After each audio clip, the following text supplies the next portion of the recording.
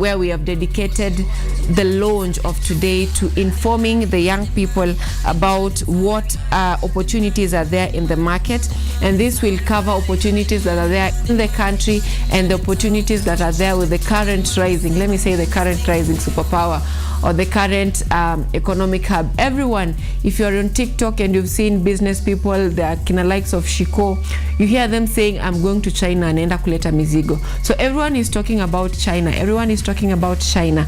Naenda kuleta mizigo. There's something I'm ordering. There's something I'm shipping. So what opportunities are there in the country right now, or for the young people right now, when it comes to relationship between Kenya and China? Is it a relationship that will lead to dependency on China? Is it a relationship the debt ceiling? So is it a relationship that is going, and if not, how can a young person benefit? Where are these opportunities that we keep talking about on matters entrepreneurship that is with the young people? And we'll not just talk about the relationship between Kenya and China. We'll also talk about the current opportunities that are there in the country. And to help us understand this, we'll be joined by Rebecca Neto, who is a lecturer, researcher in diplomacy and international political economy. So she's the best person to help us understand what is our role as young people in development. Not just sitting behind and saying serikali saidia, hii serikali haijatoa kazi, hii serikali inafinyilia vijana, hii serikali. So what is our role as young people in matters development, whether it's in agribusiness, whether it's in entrepreneurship, whether it's manufacturing, whether it's in education, whether it's in the hospitality industry? What is your role as a young person in terms of development in the country? And not just in the country, what can you bring on board in terms of relationship with Kenya and other foreign nations? Because they say that you are treated based on what you bring to the table. So if you believe that you have a skill, if you believe that you have a talent, that is what you bring to the table, and you'll be treated based on what you bring to the table. This time round, to tables to time, we are good with our seats on those tables. We are no longer waiting for tunapanda ngazi. So this time round is not about you following what Wahenga said. It's going at tashangaa sana, mtaka yote akipata yote. So you continue wanting what you want, because time tunafaa kushtua wahenga. Mtaka yote anapata yote. All right. Now also we'll be taking a look at the state of our nation, and of course that will entail looking at the dailies that is on the headlines of the local dailies in the country this morning.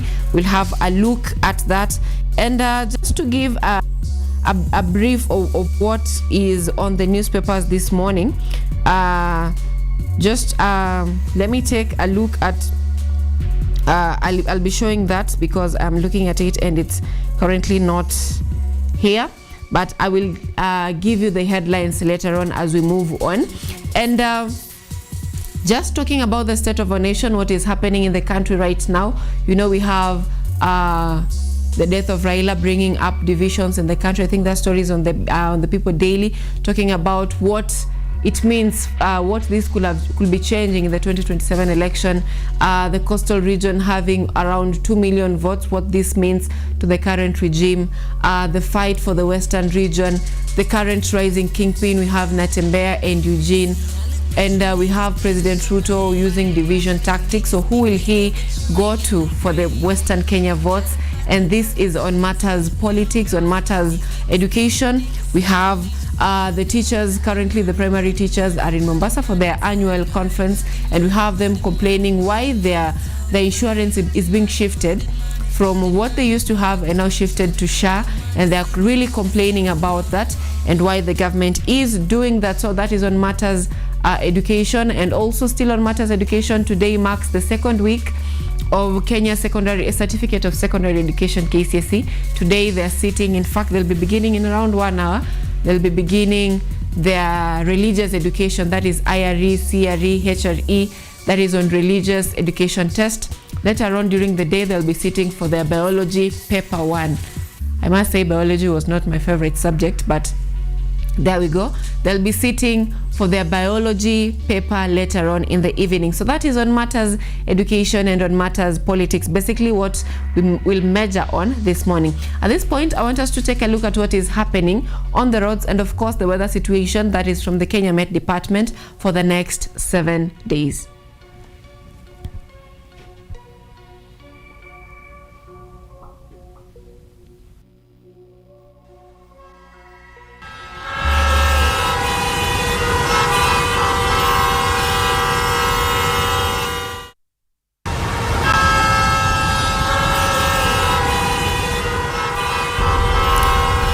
Right, it is exactly 21 minutes past the hour, that is past 7 a.m. and I am looking at traffic that is on major tributaries leading to Nairobi Central Business District. Today looks quite okay. I don't know watu wameogopa baridi so hawatoki nje, I don't know if it's too early, because if I look at the traffic, the only place I'm seeing snarl up is from on Thika Road. That is from Outer Ring Road, that is from Allsops all the way to Muthaiga Interchange. That is expected. That is Pangani Interchange, affecting those coming from Kiambu Road. That is where I'm seeing snarl up, and people are really, the traffic is moving quite slower. The other place I'm seeing traffic is those people using the airport road, that is along the eastern bypass wakitoka Ruai joining to Mombasa Road from to Imara Daim, around those areas. Those are the areas that I'm also seeing snarl up, wide traces of red. Other tributaries leading to town, not so much to report on, except those coming from Madaraka Estate, those coming joining Mombasa Road through that road.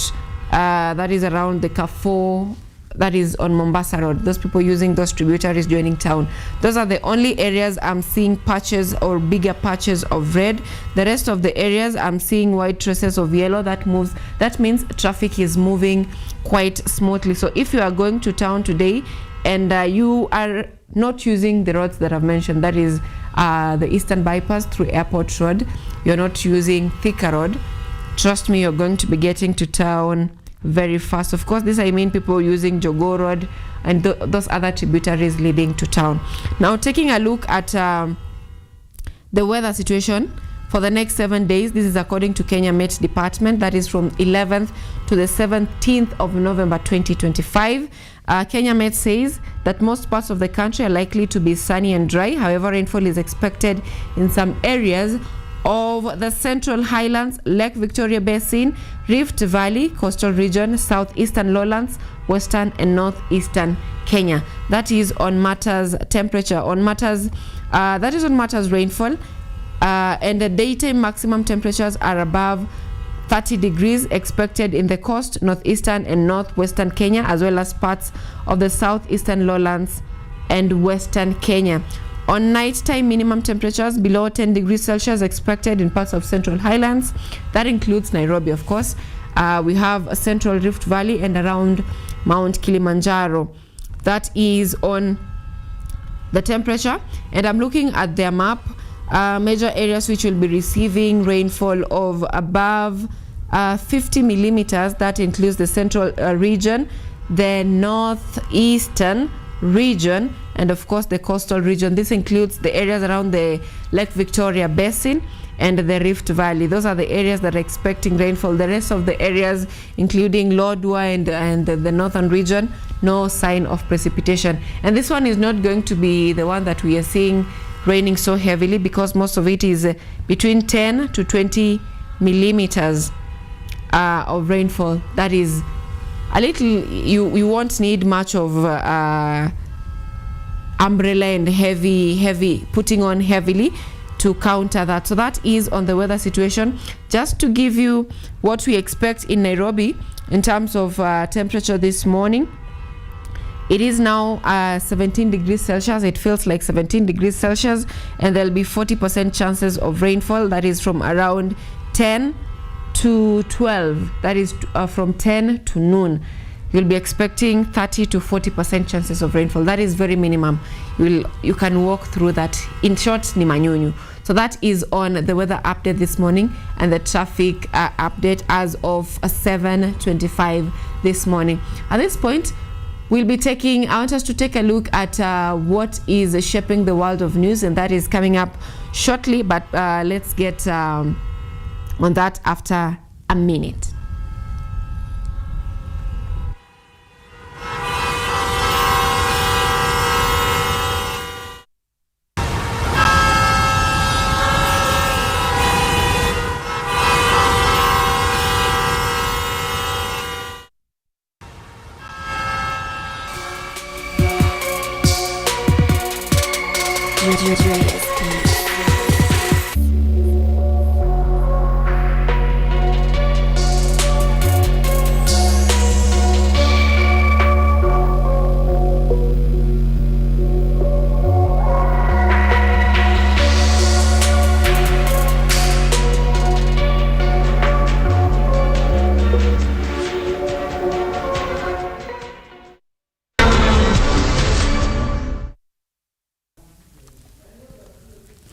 All right, now at this point, I want us to inform you of what is shaping the world of news, and we'll begin by President William Ruto's tour yesterday, where President Ruto strongly criticized his political opponents, saying they lack proper plans and development policies for development of the country. And this was during his tour that happened yesterday. Let's take a look at that story as was prepared by our very own Ross Kaguku.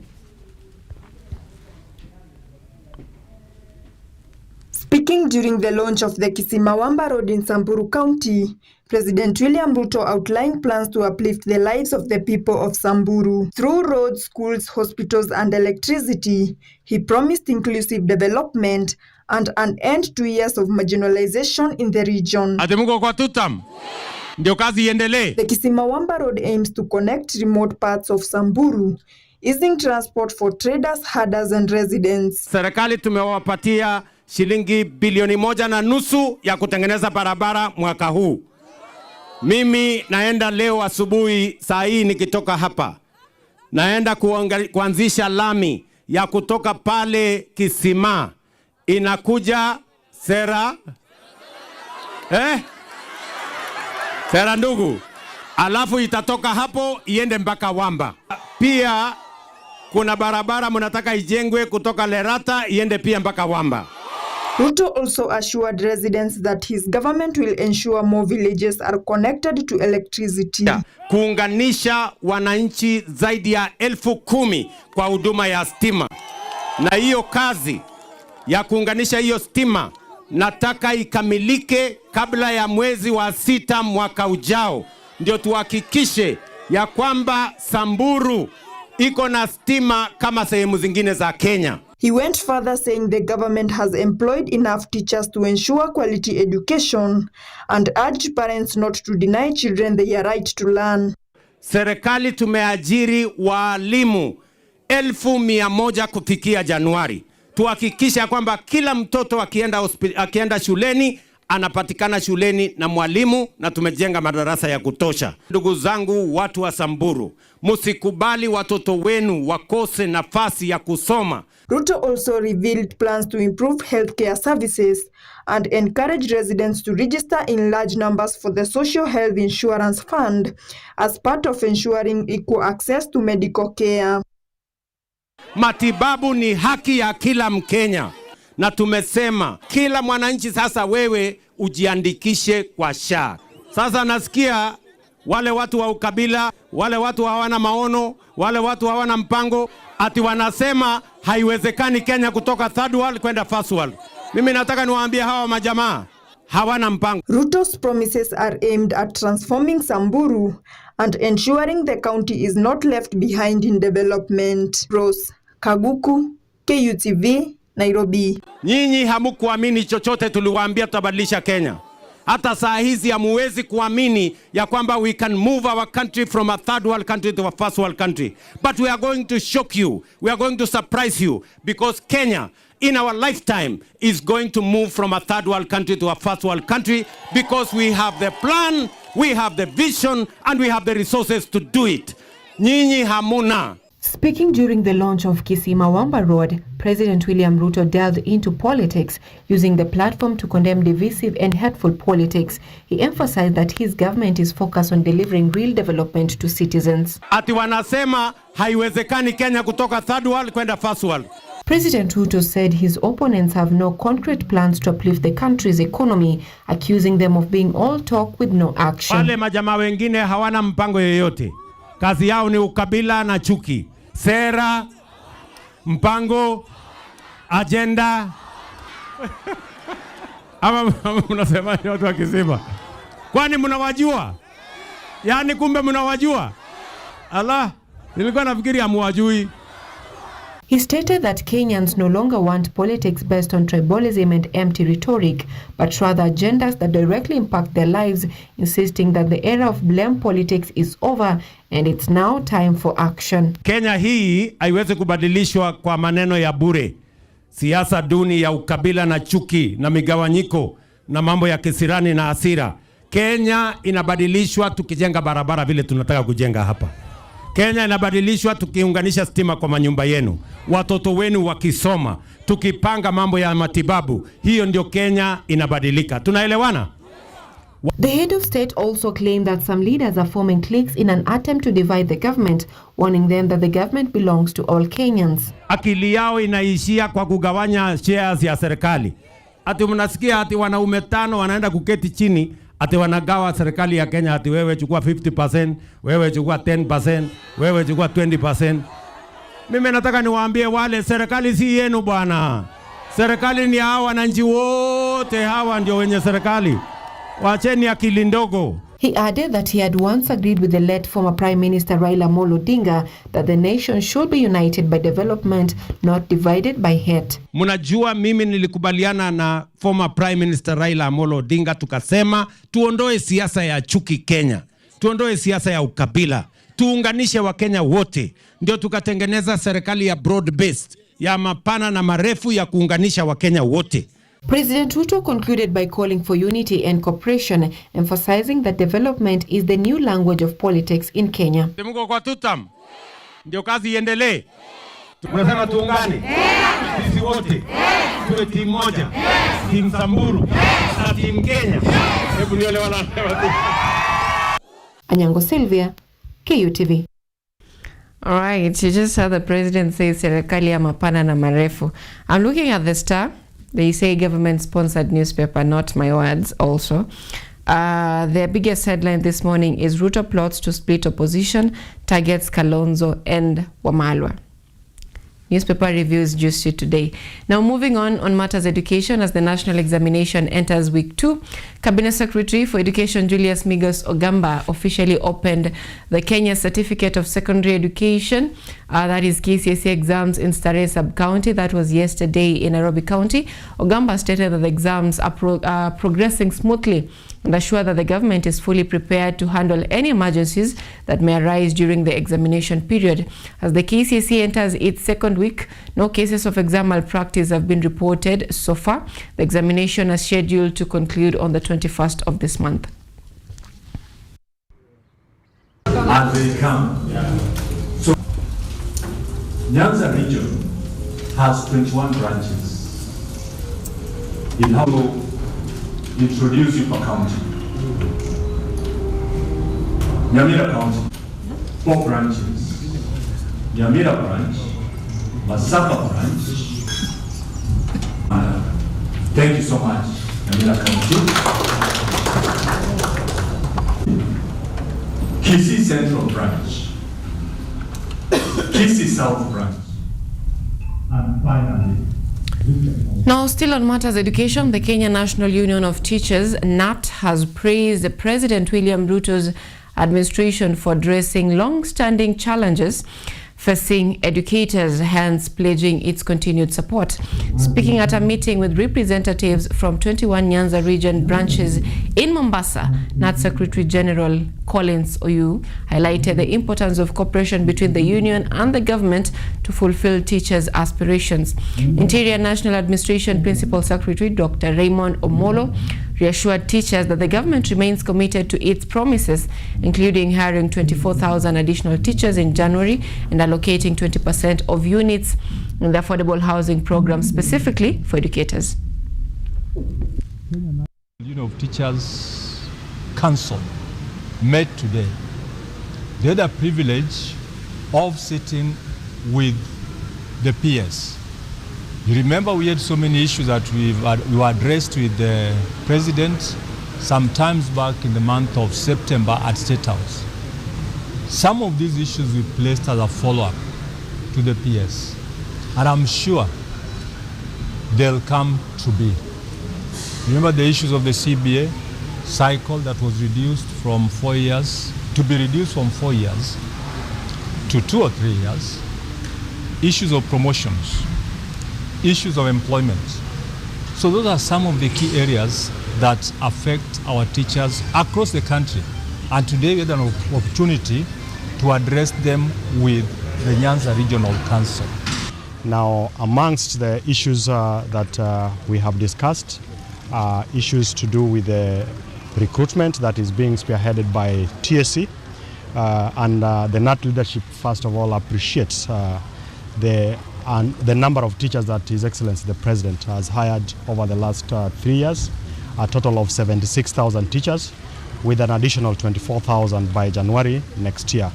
So apart from just appreciating, is also the issue of affirmative action for those who have been behind or left behind for a very long time.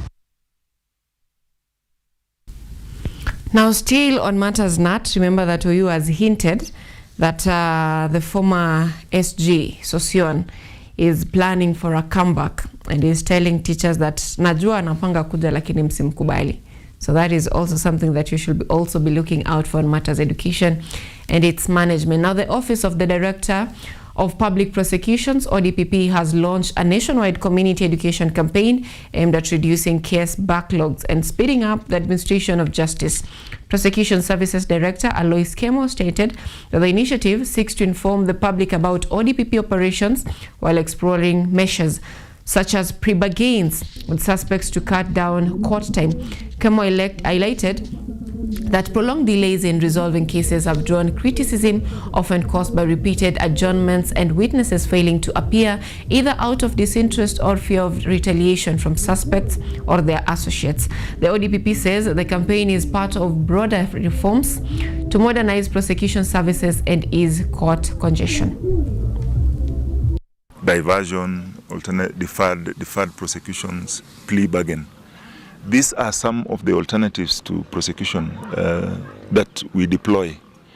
And where we plea bargain, sometimes we are saved all the time. We do not have to call the witnesses because someone would go and plead guilty to the charges that have been negotiated. So in that sense, it saves the government because when a case is prosecuted, witnesses have to be brought to court, sometimes even flown from outside the country. Yeah?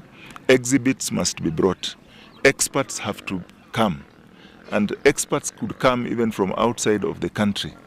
So it, for sure, is very expensive to prove a complex case in court.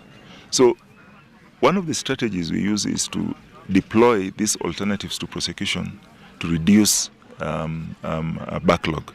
What was the first question? You are aware that since the 2010 Constitution, which established the Office of the Director of Public Prosecution, a huge transformation has been done. We have decentralized our services to all the counties, the 47 counties. We are present in 145 court stations spread throughout the country. We have, to a very large extent, automated most of our offices. Now, moving on, a family in the Serena area of Malindi town claims to be facing a campaign of life-threatening intimidation after refusing to withdraw an assault case. The family says their house was demolished by hired goons in an attempt to force them into silence. Take a look. Gilbert Njeru in the Serena area in Malindi claims they are being subjected to threats and attacks after refusing to withdraw a sexual assault case against their neighbor. Mtu ameshika mtoto wangu, tukastakiana tukaenda polisi mpaka kotini. Hasa anachukua jukumu ya kunihangaisha hapa, kupitia kwa kiateka, kunitoa kwa nyumba, sababu amesema nisipotoa hiyo kesi ataniua.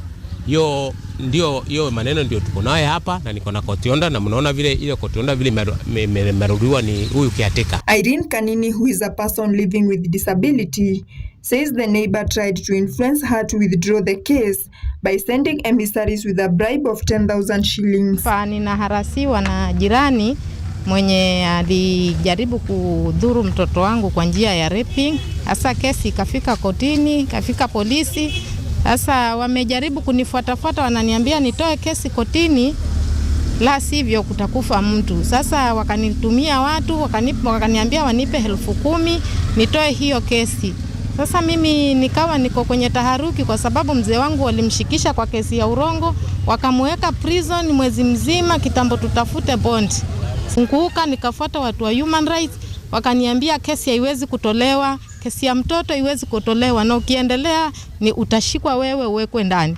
Sasa wameniharas mpaka wamenifikisha hapa, kisa na maana ni kesi ya mtoto.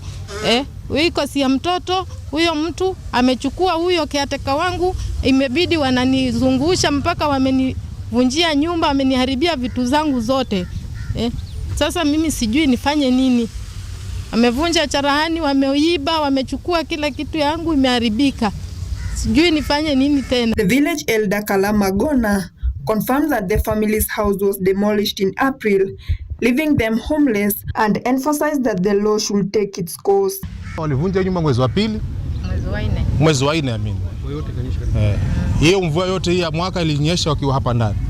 Walikuwa mbaki na hii shed ambayo walikuwa wamejenga wenyewe hapa mbele, lakini hivyo pia juzi siku ya Jumapili iliyopita mimi nilikuwa nikipita nikienda kazini nikapata kuona huyo bwana amechukua vijana ambao ni vijana wa manamba hapa, wamekuja kuvunja hii kitu na vitu vingi vya mzee vimeibwa. Kwa hivyo mimi kama mzee wa kijiji, hilo jambo niudhi sana na halikunipendeza kama mzee wa kijiji hapa, na hiyo nataka iwe funzo, sheria ifuate mkondo wake. The Malindi Town MCA Rashid Odhiambo, who visited the family on Saturday, has called on the government to prevent possible tragedies and urged members of the public to avoid taking the law into their hands. Jamii, huu mzee akunatembea kusingizia wanavijiji kwamba wananajisi watoto wake. Kwani hawa watoto wake peke yao ndio wako kwa mjiji, hii mtaa imejaa wasichana wengi sana. Lakini sasa hivi tuko na mabwana wawili hapa, majirani zetu hapa, wako na kesi kotini kwamba wamenajisi mtoto wa mzee. Sasa sisi pia tunajiuliza kama wenye vijiji kwamba akimaliza na jambo wengine nani next? Sisi pia tunakaa kwa hofu sana. I think vile serikali inataka kumchunga ama MCA anataka kumlinda, sisi pia tunafaa tulinde na hiyo sheria moja hivyo, kwa sababu inafaa tuishi kwa amani. However, some neighbors have turned around and accused Njeru of what they claim using his daughters and his wife's disability to fabricate false allegations in order to extort neighbors. Sisi tunaomba kama jamii, tuliomba na wananchi waliweka signatures kwamba aondolewe na serikali kati yetu ili tuishi na amani vile tulikuwa tumeishi. Inasikitisha sana kuona kwamba mzee mzima ameshindwa na kufanya kazi, anatumia watoto na bibi mlemavu kama chambo kuangaisha wananchi na wakaji ambao wamekaa kwa amani kwa miaka mingi. As differing statements continue to emerge, residents are calling on law enforcement authorities to intervene and ensure justice is served without bias. The family of Gilbert Njeru in the Serena area in Malindi claims they are being subjected to threats and attacks after refusing to withdraw a sexual assault. Now, as you're also waiting for the court ruling, PSCC tunangojea your court ruling to see what is happening. So the month of November is currently, if you're on social media, you've seen most ladies or most women or girls having their profile pictures in purple. If you're wondering what is happening, that is in solidarity with South African women who complain that in every hour around 3 girls are murdered. So they are having the highest cases of extreme GBV where ladies are killed. In South Africa, they're having the highest cases in Africa. So in solidarity with them, they're planning to have a total shutdown on the 21st of this month, November 2025, a day before the G20 summit that is to be happening in Johannesburg. And that standstill is supposed to create awareness or to make the country realize the impact the women have. So they will know, they will not be buying, they will not be selling, they will not be doing anything, just having 15 minutes of silence in remembrance of every 15 women killed on a daily basis.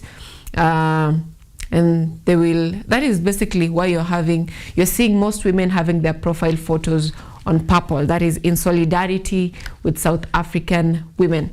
And also, we have also seen men coming up with green profiles, that is raising awareness on, I don't know if it's men's mental health or gender-based violence against men. I'm really not sure.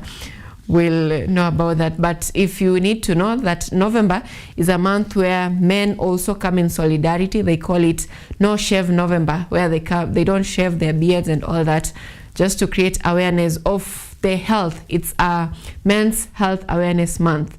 They do that to create awareness of the possible health complications that men develop and ways to avoid them. So that is still on matters social justice, GBV, and matters of the society and equality. Now moving on, as the Mbeere North constituency gears up for the crucial by-election on November 27th, residents are shifting their focus from political rhetoric to tangible economic and development concerns. Over 500 local officials, pastors, and business owners attended a business and entrepreneurship workshop in Muminji Ward, emphasizing practical discussions over campaign promises. Participants were urged to consider the benefits a new administration should deliver, including reliable access to electricity and water, improved road infrastructure, and thriving local markets. The workshop highlighted the importance of linking electoral decisions directly to constituencies' pressing development needs. Mimi kama mkaaji wa Mumenje, ile kiongozi na itanji nile ambayo manifesto yake ya kwanza ni kutasama wakaaji wa Mumenje. Na watatasama namna gani? Tunahitaji kuinulia uchumi wetu, maana kila mtu anahitaji pesa mfukoni. Na asa pesa itapatikana wakati tutapata maji ya kulima, ili mama mboga aweze kuwa na mboga zake. Kama ni wale ambao wanalisha, waweze kuwa wako na mbuzi zao ambazo wanaweza peleka mahali kuuza. Now on to our final story this morning. Senator Mohamed Faki of Mombasa County has called on the national government to prioritize the county in the allocation of 2 billion Kenyan shillings earmarked for purchasing land from absentee landlords to relocate squatters. Speaking in his capacity as chair of the Senate Committee on Lands, Environment and Natural Resources, Faki said the current allocation for the 2025-2026 fiscal year is insufficient to tackle long-standing land injustices along the coast. He urged the government to consider increasing the funds to effectively address the pervasive land ownership challenge in Mombasa. Na ripoti ilikuwa na mapendekezo manne kwa ufupi. Kwanza ni kwa National Commission, kwa sababu ndio yenye jukumu la kuamua masuala ya dhulma za kihistoria za ardhi, waharakishe ripoti yao. Na nimeambiwa kwamba ripoti ya National Commission pia ishatolewa. Kwa hivyo zinaoana kwa hiyo. Kwa hivyo National Commission wamesema kwamba hakuna masuala ya eviction katika Mombasa. Shaona. Hakuna masuala ya eviction mpaka wao serikali itakaponunua ardhi hizi. Jambo la pili ni kwamba serikali ya county na serikali ya kitaifa waweze kununua hizi ardhi, watoe pesa za kununua hizi ardhi. Shaona, ili waweze kuwapa makao ama kusawazisha makao ya hawa wananchi. Sababu najua mpaka katika sheria za United Nations kuvuruga makao ni moja katika zile ambazo tunaweza kusema ni dhuluma za kijamii na ukosefu wa haki za binadamu. Shaona. Kwa hivyo serikali imeambiwa inunue ardhi hizi, alafu izigawanye na wale ambao wamekaa pale waweze kupewa hati miliki.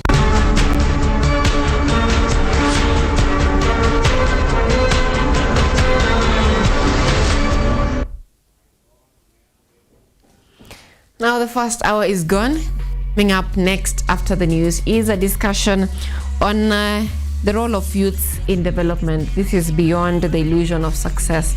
So joining us will be Becky, and she'll be helping us understand how well can youth leverage the current opportunities. She's an expert in matters youth, culture, and global partnerships, especially with China. So she'll be helping us understand what opportunities lies for the young people that they can leverage locally and internationally to help them become better business people or better entrepreneurs or just successful people in general, and not chasing the illusion of success. That discussion is coming up shortly after the break.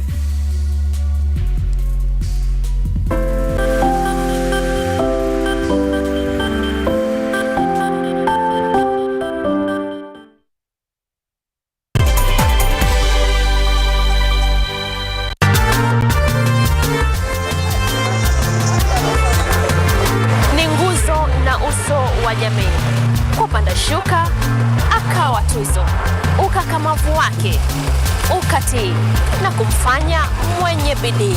Kwa machozi na makeke akabaini jinsi ya kuwini.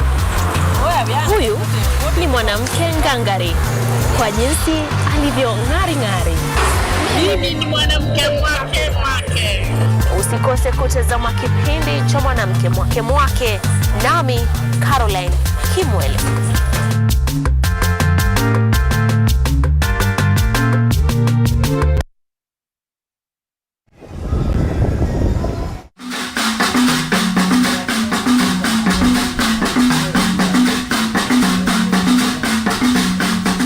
Ninakukaribisha rasmi kwenye mitindo ya kipwani, kipindi kinachokuza utamaduni wa kipwani, nikikuletea mazungumzo ya moja kwa moja na wataalamu, vyakula vilivyopikwa na kukorombezwa, viungo mwake vya kipwani, ngoma zetu za asilia za Kimijikenda, bila kusahau tarabu na chakata. Yaani wanawake Uswahilini watakuwa wakinengua na kuzungusha viuno kama panga boy za trekta ndani ya mitindo ya kipwani KUTV, ukiletewa moja kwa moja kutoka Salama Bling Beach Resort kila Jumamosi saa 10 jioni na Jumapili saa 4 usiku, ukiwa nami mtamu wako zaidi ya asali. Mimi naitwa Waridi Tamu. Mpenzi mtazamaji, usipitwe na matamu.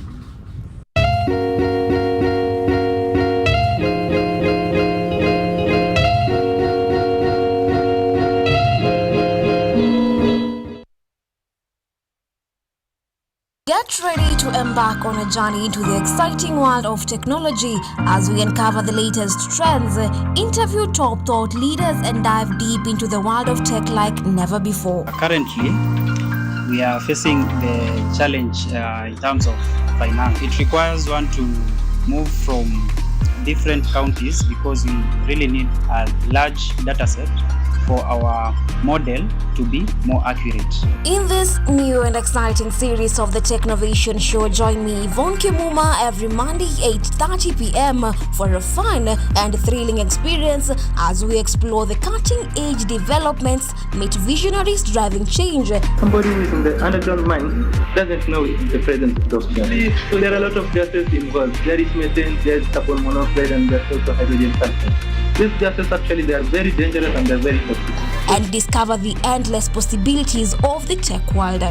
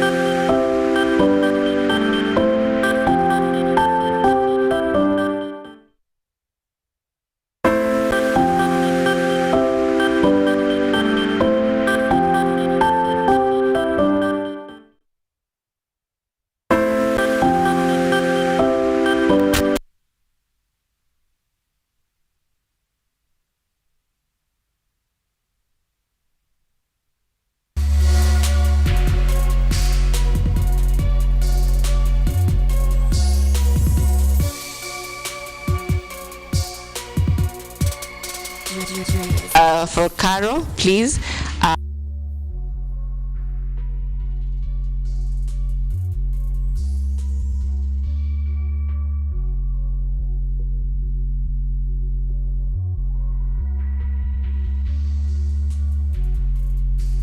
Hii training inawasaidia kuwapatia skills ambazo watatumia wakienda huko nje.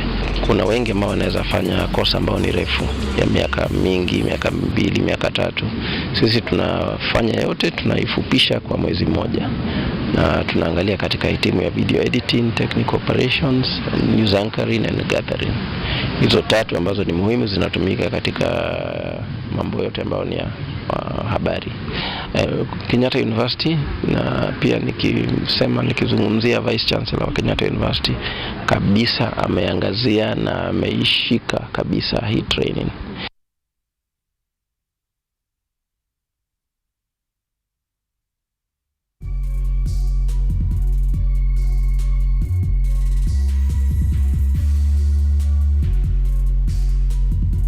The training is not only for the Kenyatta University students. We've had the opportunity of also involving other universities within Nairobi and even within Kenya in general. And they're all coming on board to ensure they can have a hand of this practical training. Being the only university with a student TV station, it's given us an added advantage where the students can come and interact with all the latest equipment and even the latest trainers and industry experts who are working within the TV station. Our aim is to be able to handle 10 or 20 graduates by maybe mid of 2026 next year. Ours is to call aboard on partners. We've had people like CTGN we are working with closely, Life Ministry and the overall Kenyatta University management. We are asking all of these partners to come on board to help us with either the industry experts who can impact the students.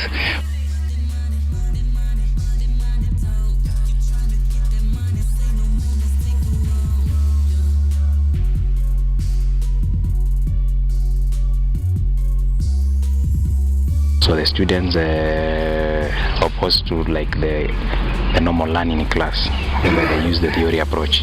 In this area they are exposed to directly handling machines, doing the work themselves, meaning when they go to the real industry, this student will not be a normal student from class, be a student who has work-related experience and at the same time theory experience.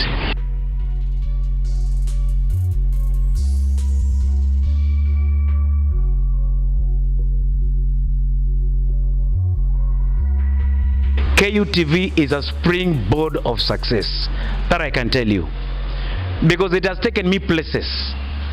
I have traversed the world through KUTV, because many people watch me, they say, Pastor, we watch you on Safina.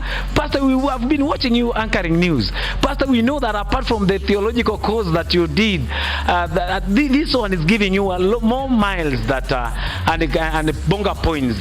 If you find a good thing, don't enjoy alone. Go bring another person, not only a person, but at least other 2 people.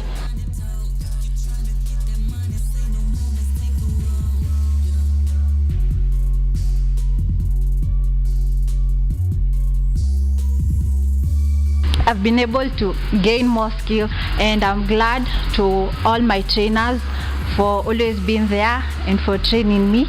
Imekuwa enlightening, growing, plus nimegain a lot of insights in the job and machine confidence na teamwork. I had a chance to understand what happens from recording, editing and then being aired. It's nice, and I would like to continue because I've gained interest.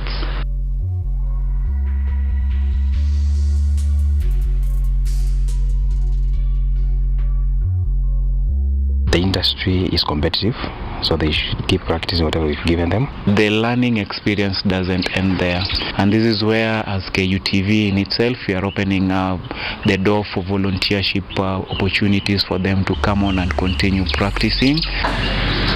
With skills and knowledge gained through their training, these graduates now are ready to face the reality in media industry. Congratulations, our graduates.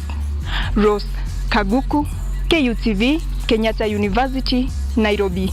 In a bid to deepen mutually beneficial relationships, Beijing has unveiled a 15-year development plan aimed at expanding economic cooperation and unlocking new opportunities across Africa. The plan emphasizes innovation, technological independence, agricultural modernization, industrial advancement, and boosting domestic demand to enhance long-term sustainability. Kuu ya 20 ya chama cha kikomunisti cha China umefanyika mjini Beijing.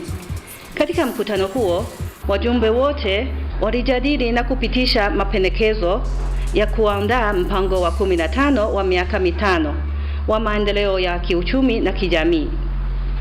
Unasisitiza juhudi za China katika kufikia maendeleo yenye sifa bora, kuendeleza uvumbuzi wa kijani, mageuzi na ufunguaji wa hali ya juu na kuimarisha ushirikiano wa kunufaishana pamoja na usalama wa pamoja.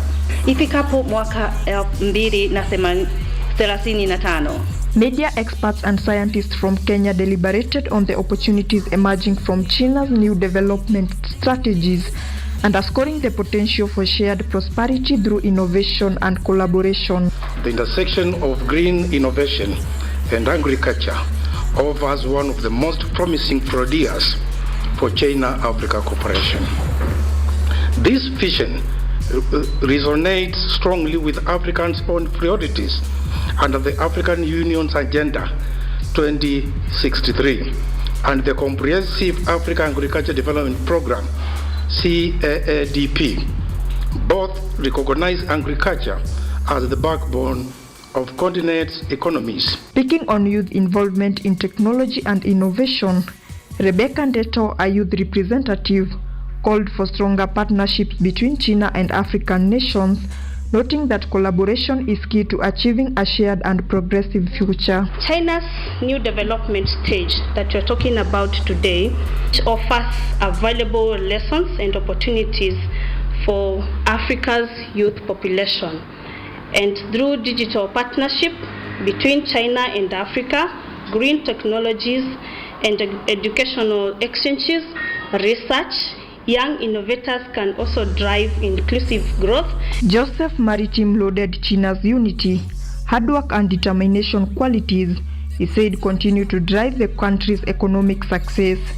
He urged African nations to emulate the same mindset, strengthening collaboration and adopting solid growth strategies. Supporting each other. And it's, humble beginnings has brought China to where it is. And you can see CCP, the Chinese Communist Party, has done a great job. If we worked hard and just copied China, because cottage industries is so simple. The forum also explored expanding financial cooperation, with discussion highlighting how Chinese banks are partnering with African institutions to boost trade, investment, and infrastructure development. We've seen Madam Jie, the likes of ICBC Bank, the Bank of China, China Exim Bank, China Development Bank, and the projects that they give us have significantly affected the roads, the ports. And what makes this impactful is the way these institutions have partnered with the local banks, the likes of us, Equity, Stanbic, EcoBank, DTB, Stanchart, all these. As China advances toward greater self-reliance, Africans' growing participation in agriculture, technology and finance continues to build a new bridge of opportunity, paving the way for mutual growth and prosperity. Rose Kaguku, KUTV, Nairobi.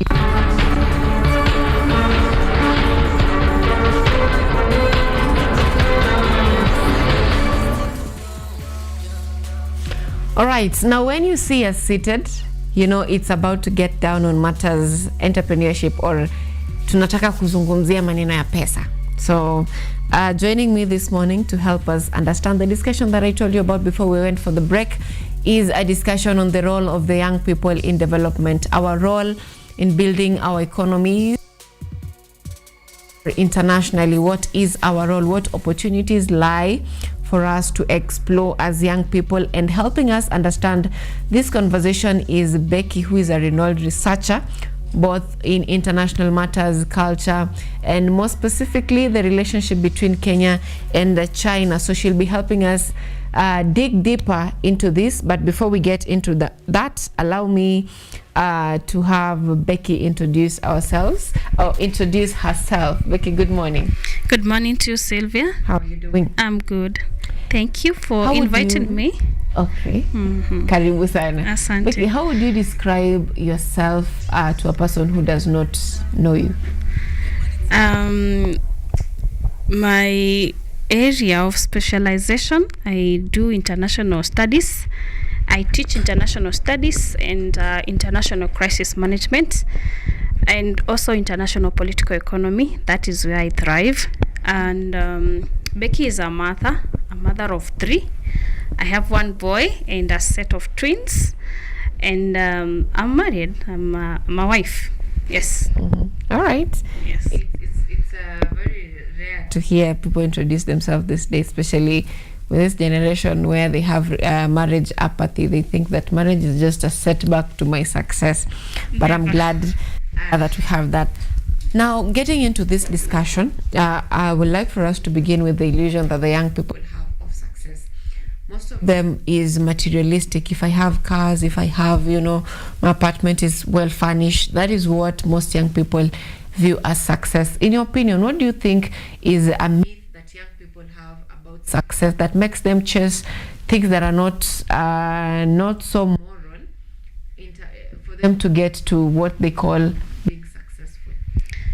For me, success is, you mentioned about success, and for me, success is the skills that you have as an individual, not like the material things that you have, like cars. Everybody can have cars.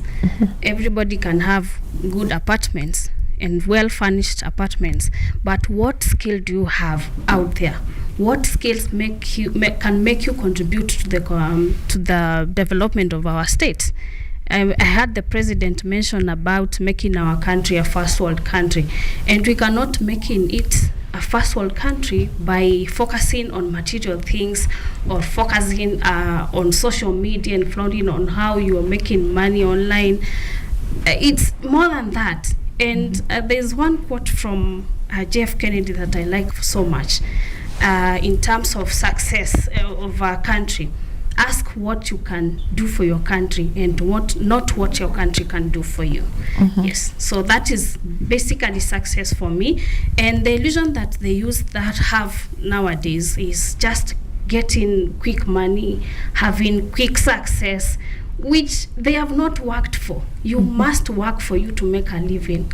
You must work for you to make success, because you cannot just have it overnight. That you, Sylvia, you just woke up and overnight you are here having millions and millions of money in your account.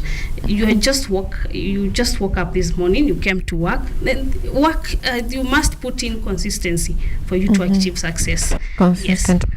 Yes. I like that. Yesterday I was talking to a vendor outside Kenyatta University, outside the gate. And we were just having a conversation. He does mitumba business. He sells these mitumba shoes. And we were talking, and then he asked me, what skill do you have? I told him that I'm a braider. I braid. And he's like, did you go to school for that? I was like, no. And then he's like, Sylvia, in 2 years, you're supposed to be a millionaire. And I'm like, how? Like, if you're having a skill, that means that you can, it's a side hustle that you do without strain. Yes. So you can do that. And then coming back to that, what you said, skill, most young people, they have what it takes to have success or to be successful, but then they lose that, or they oversee that, or ignore that, thinking that there is a better opportunity somewhere, or probably they want something that is more than that. Someone is maybe skilled in singing, or maybe they're skilled in sales. They can really talk nicely and seal deals. But then they're looking at an engineer somewhere, and they're like, if I was an engineer, I would be successful. So what does it say about young people not considering what they have at the moment that could make them successful, but then looking up for what they think is bigger and better solutions for their lives? That is a good question. For me, I would advise any youth that would like to venture into a certain area, they should look for networks. Not just sit at home and wait for opportunities to come to you. They will never. You should network, and specifically network with people that are aligned to the area that you want to venture in, and also putting in effort that this is the area that you want to learn from. If you want to learn from international relations, if you want to learn from media, then have much time dedicated to that area, rather than saying, I did, for instance, counseling and psychology, and I want to be in the media. How are you going to intertwine psychology and media? You're going to focus on media while also doing your counseling, and you can also use the same media to advertise your business in counseling. Yes. So it's just about leveraging what you haven't. Yes, and also networking. Is the bigger problem leading to this mismatch? Is it our social norms, or is it our education systems? Because yesterday I was looking at a video and someone was giving out $100 for people randomly to buy textbooks. Someone said that he gives you the money and then asks you, what course are you doing? Someone says, I'm doing theater, and then he takes back the money. Goes to someone else, what are you doing? I'm doing linguistics. He takes back the money and is like, I'm looking for someone who is doing a serious course, or it's like we are brainwashed, or I don't know if brainwash is the right word, to think that the good career or good courses are lucrative, and you need to mention things like, I'm a teacher, I'm an engineer, I'm a doctor, I'm a nurse. Is it education problem, or system problem, or culture problem that is bringing this mismatch, and mostly thinking that probably when I'm doing this I'll be more successful than when I'm doing this? In Kenya we have the best education system, if I can say, because when you look at around East Africa, Uganda, Tanzania, Rwanda, our education system is top notch, and they usually bring their students to our institutions. And saying that there is a bad or good courses for you to take, it depends. We have people who are talented in singing. They have done arts and they are doing very, very well. Unlike some lawyers that we know, that we hear lawyers, they make good money, but we have singers and comedians who are making good money despite the courses that they took. And we know that there are courses out there. If you hear somebody has done courses like mathematics and economics, you know this person is smart, or a lawyer, or a doctor, or a pilot. But we have other areas where other people are doing very, very well. So it depends with the mindset that you have as a young person. If you have done art, you can draw and sell your arts out there and tell people, this is my work. And people will buy, and you will make a lot of money.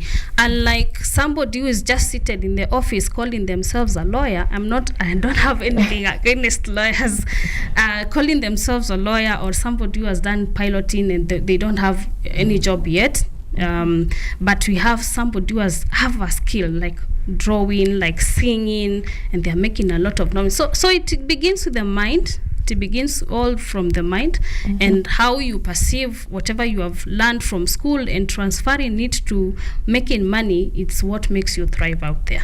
Yes. All right. Now that we have talked about the illusion of success and the need for mind shift, what opportunities are there that are not ventured into that young people can explore both locally and internationally that you have come across? Maybe I can speak in regards to my area of specialization, international studies, and lecturing and research. For young people, recently I was in the US, courtesy of the US government, through the grants and the scholarship that they give young people, especially scholars, lecturers who are at the early stages of their career. So some of the opportunities that young people can look into, there are grants which young people can apply locally and internationally for the activities that they do. If you're good in climate change, if you're good in climate conservancy and protection, there are grants aligned to that. You can apply and drive in that area. Also, there are what we call fellowship, like the one I participated in from the US. And every government and every diplomatic mission in Kenya, they usually advertise this kind of fellowships for students and scholars to go and explore in their countries. And also, there are scholarships. Young people, they can apply for scholarships because internationally, we have so many, I don't know how many countries we have internationally, but every government advertises for scholarships in their institutions. And for Kenyan people, and I'm happy that Kenyans usually grab these opportunities when they come. They apply these scholarships, they fly to these countries, and they go learn and come back to our country to make changes. So opportunities also include internship, both locally. We have the Public Service Commission, for instance, which offers opportunities for the youth. I'm a beneficiary of it. And if you're told to do internship at a government institution, please don't take it like it's a punishment. You don't want to do the work. You're being paid little money. There's no little money. So taking the opportunity and going to work even in the area that you were sent. For my case, I was sent to Turkana University, far away from Nairobi, and I went there. So these opportunities come, you apply them, and also there's an application process that I've not talked about. And I know most youths usually get tired along the way in the application process, and they say like, this application process is tiresome, it's a lot to do, there's a lot of documentation, but that is the process. If you're told this is the way to follow for you to get such kind of opportunities, please take it. Take it as your responsibility to apply, because the opportunities don't come just by chance. You must work for it, and for you to gain success, you must go for it, you must work for it. Yes, we have the local initiatives, and the most recent one is the Nyota Fund. And one of our colleagues actually applied, and when it came to the time when they're supposed to be getting the money, he told us that aliambiwa wewe umesoma. And I'm looking at it on this perspective that should there be limits on the kind of opportunities people get in the country? Because if that is meant for people who probably have not done their degrees or have not done their diplomas, are these kind of limitations to access to government funds and these empowerment initiatives? For me, there should be no limitation for you to access grants or to access opportunities.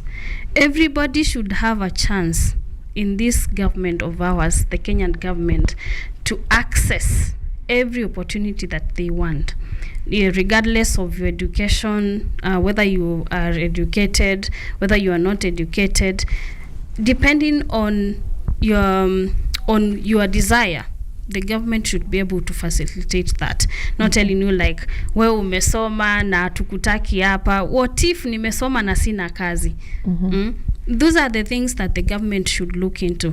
And also there is the issue of corruption, whereby the government would like to take those who are not literate enough, because the literate that we have, they know what they are supposed to get, they know what they want. But the issue of corruption, it is very, very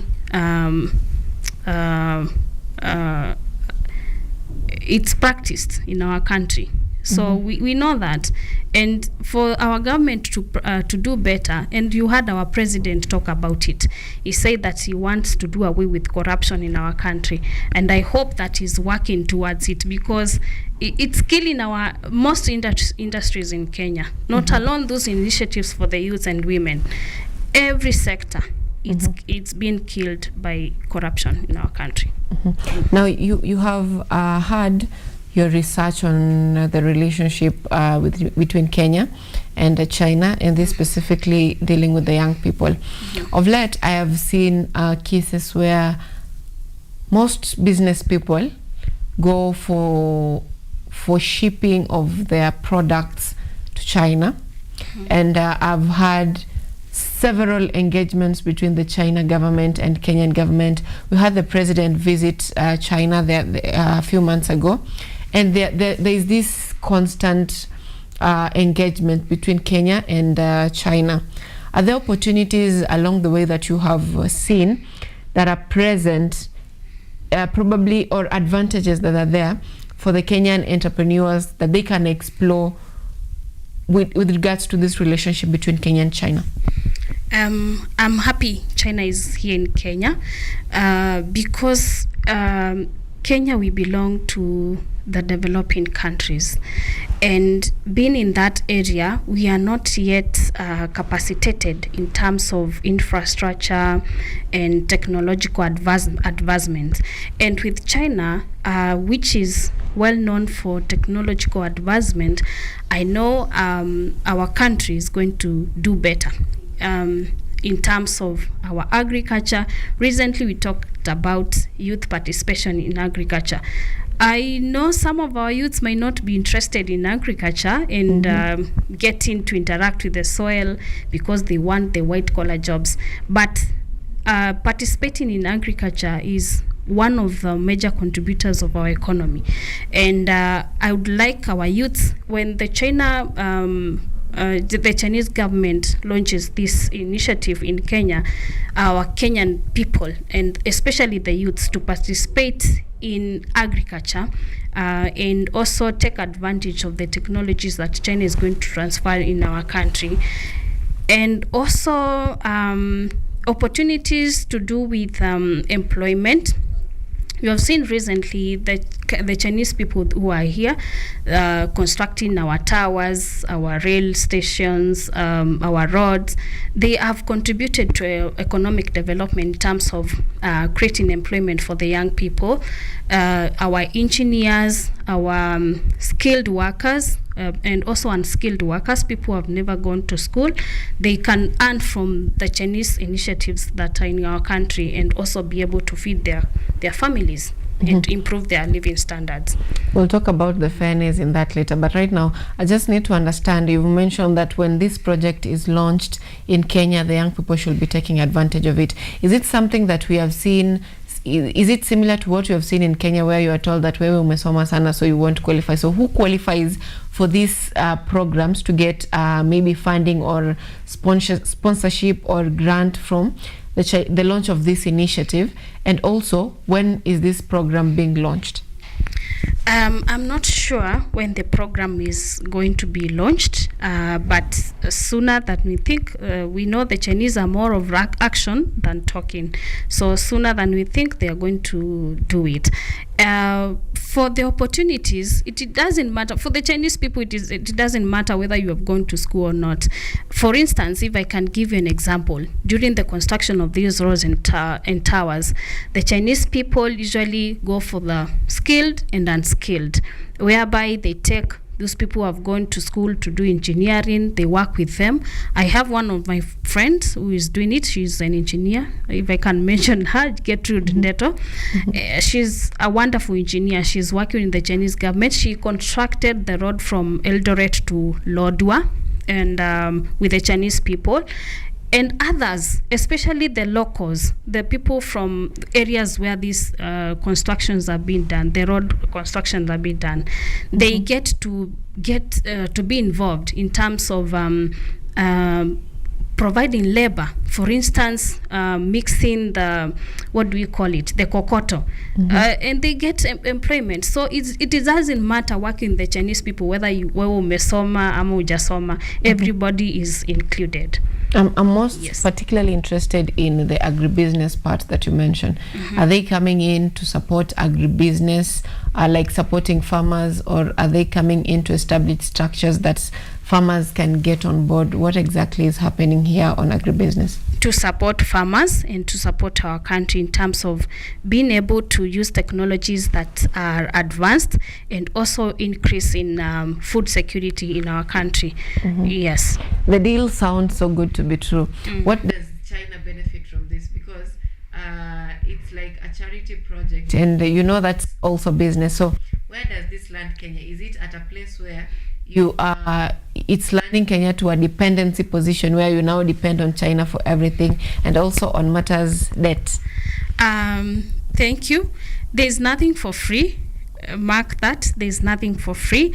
And again, China is here. There's an initiative that they launched recently, which is the Global Governance Initiative, there, whereby they are talking about having Africa having equal opportunities as China, and working from the same page and cutting down dependency, and creating independency, whereby if it's a country like Kenya in African continent is able to do their own things without relying on these developed countries. Yes. All right. Supposing someone wants to venture into other areas which is not the construction industry, in other avenues, because we've talked about the construction industry where they onboard engineers, in short, watu wa mikono.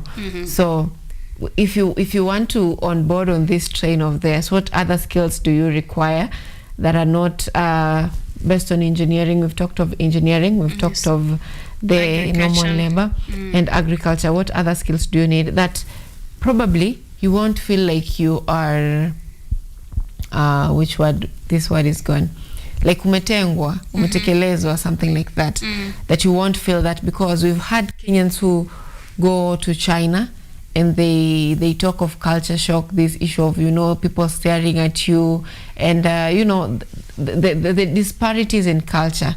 So what skills do you need to get on board with in business with China?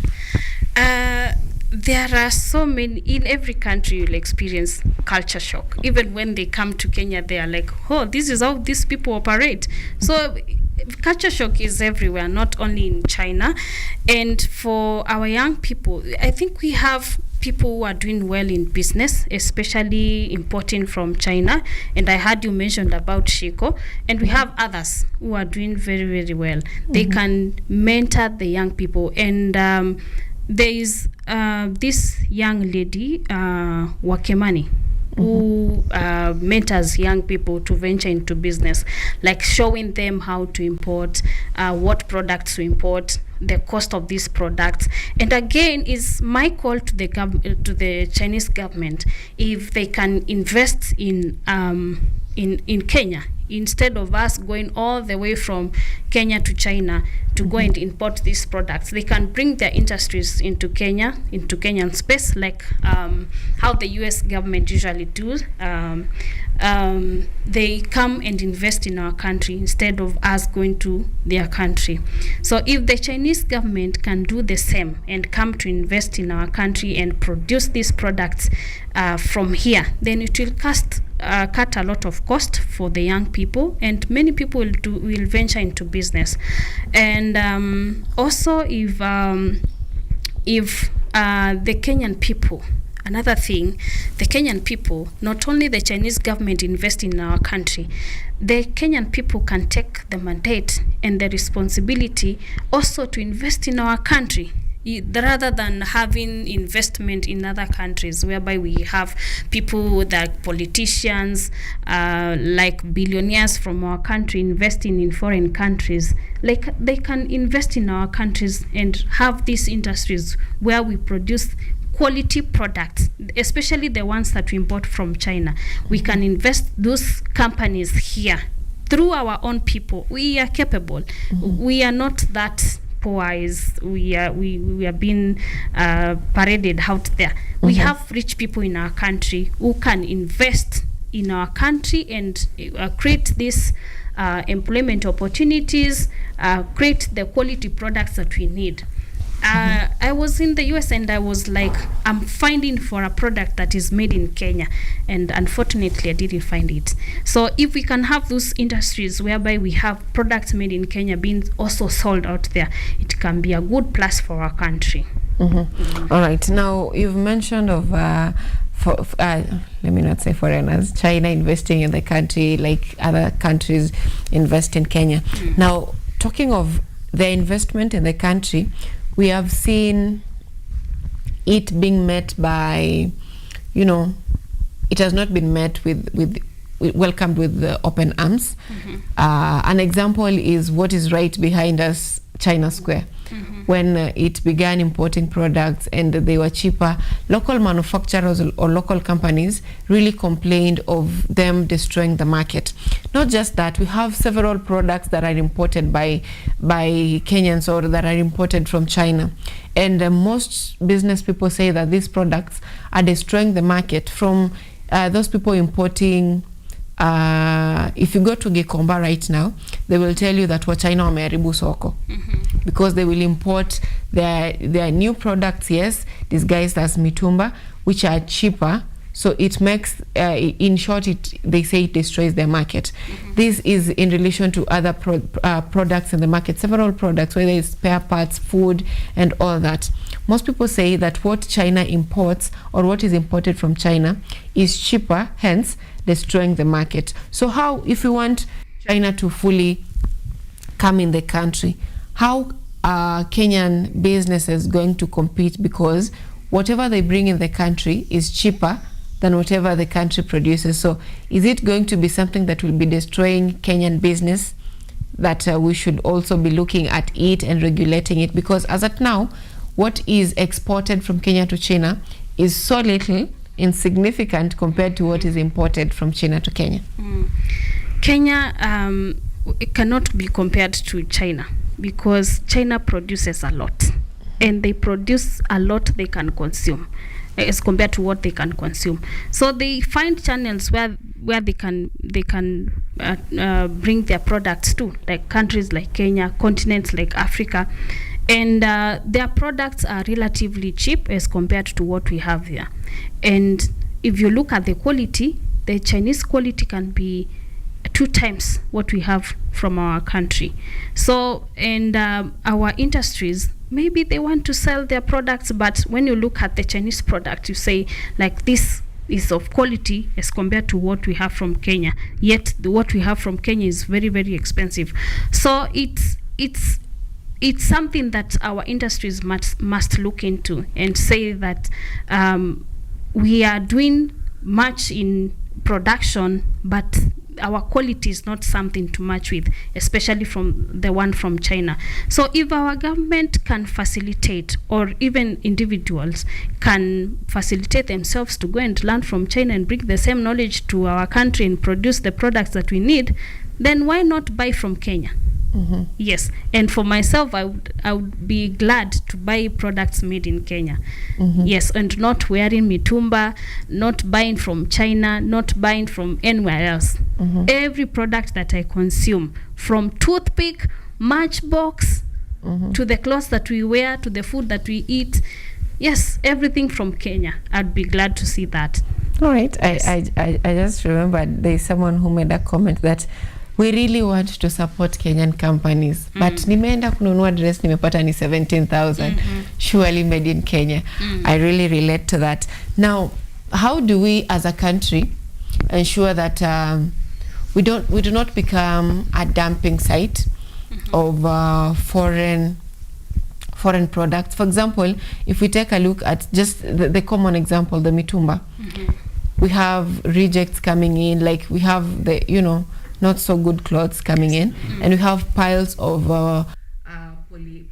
polyester materials from the mitumba or from the clothes being piled in different dumping sites. So it's like from 100 pieces, you have almost 40 pieces are not good. So they end up being thrown. So they end up being dumping site. And these are materials that probably they're not going to decompose. Yes. So how do we ensure as a country that we are not an avenue where we are a dumping site of either reject products or cheap products or we are just an avenue to be exploited by other countries for their own gain, raising their GDPs while we remain constant?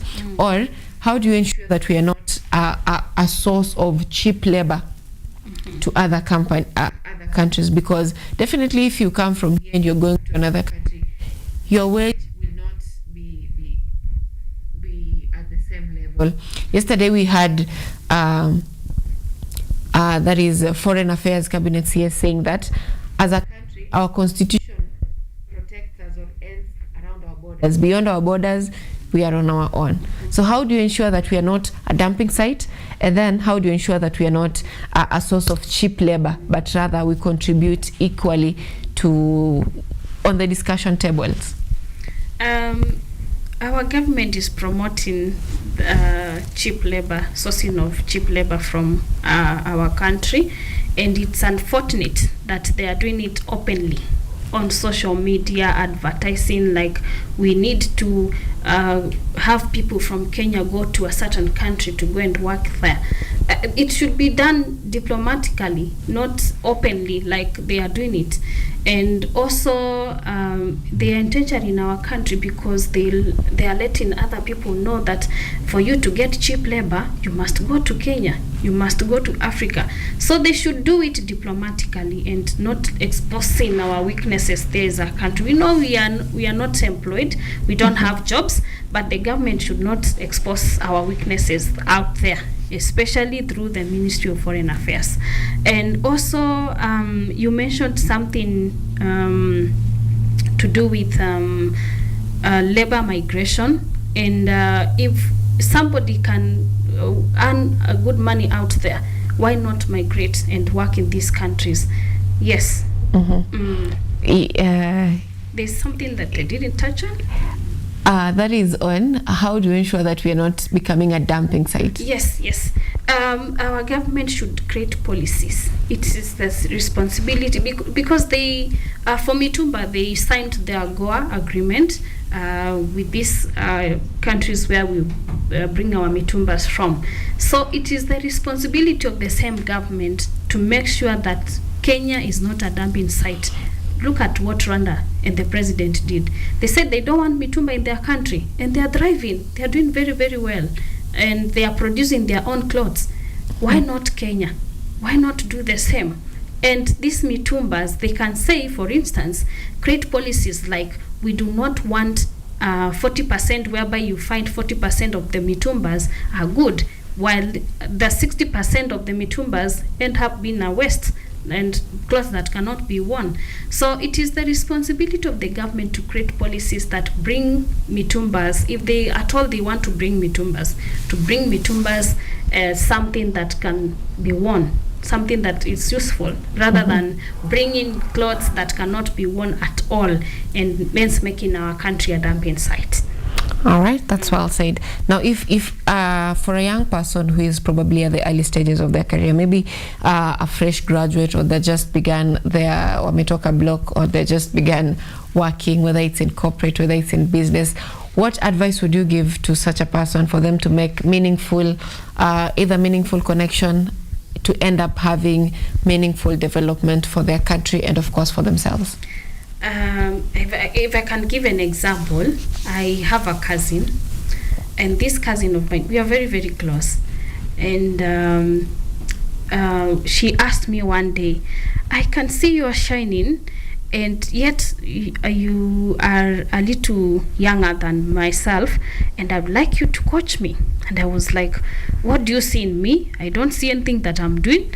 And she was like, you need to be mentoring me in whatever you are doing.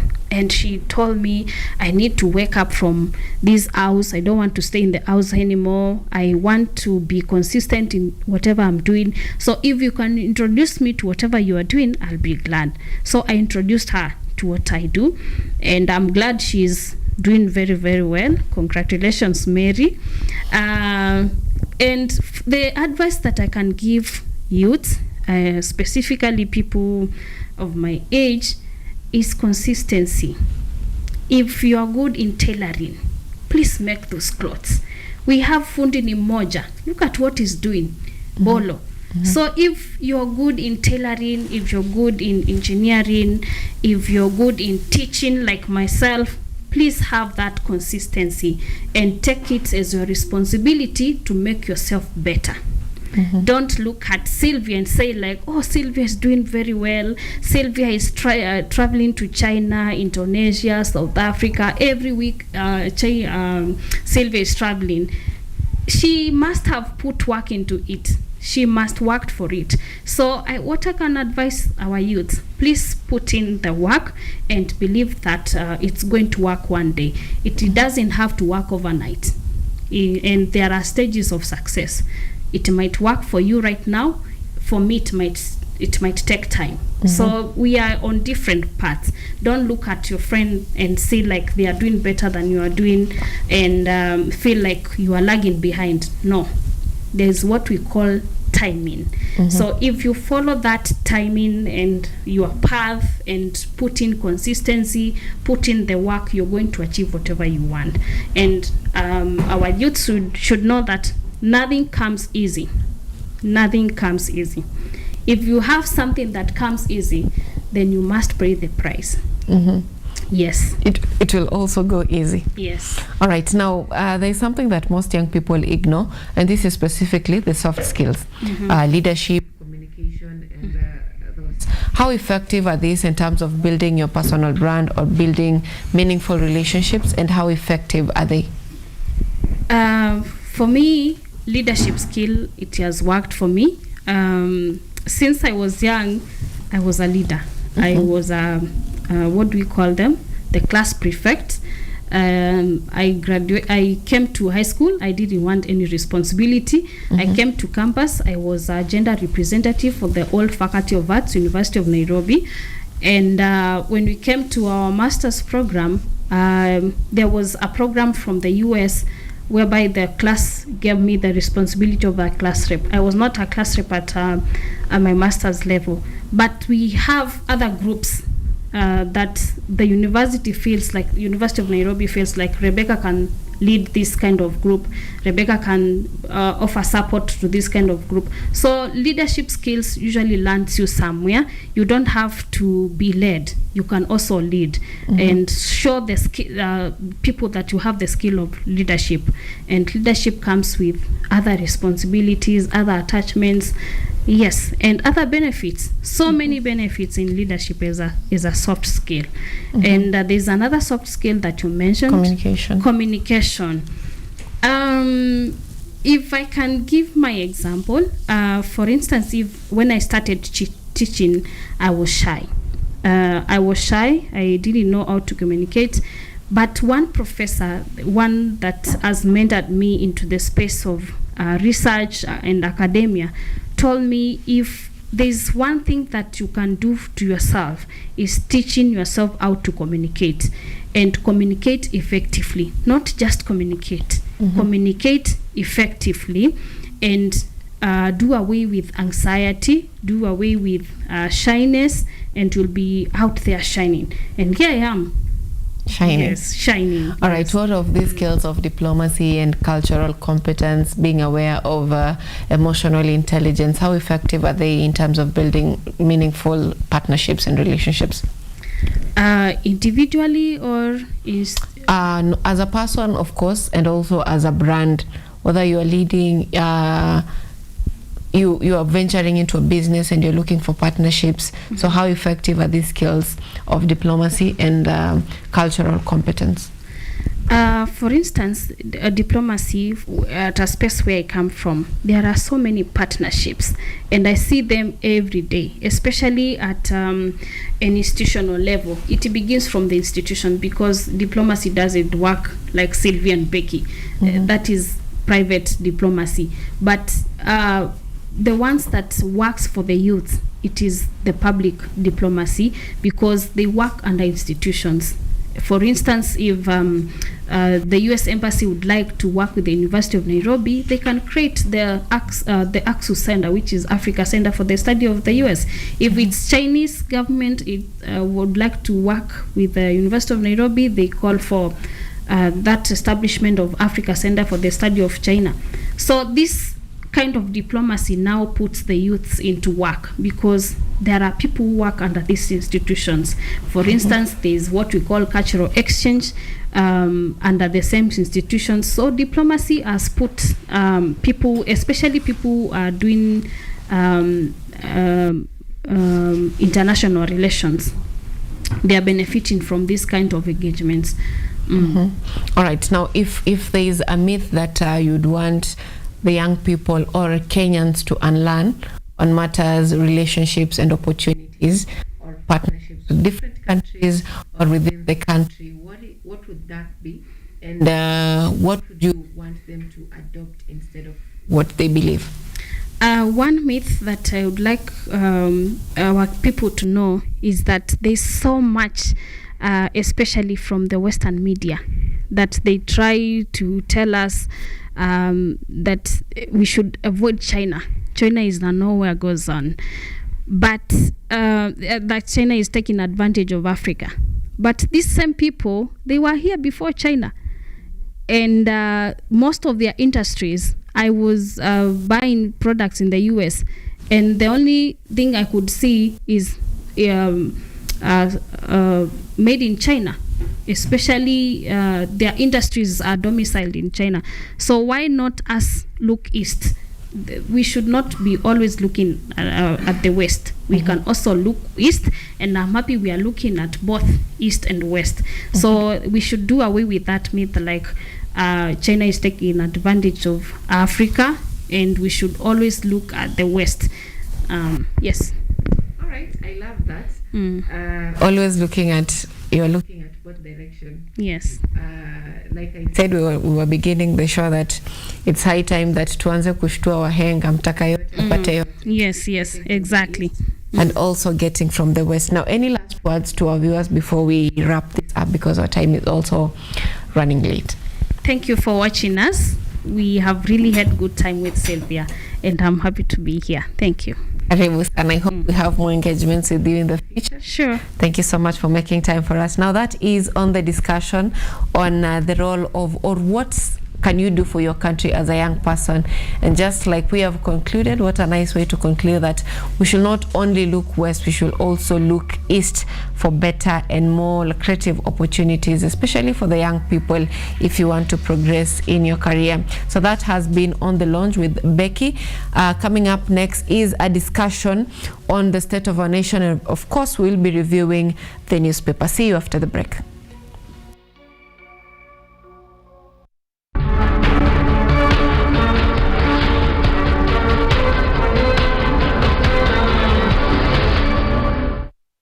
Kuu ya 20 ya chama cha kikomunisti cha China umefanyika mjini Beijing. Katika mkutano huo, wajumbe wote walijadili na kupitisha mapendekezo ya kuandaa mpango wa 15 wa miaka mitano wa maendeleo ya kiuchumi na kijamii.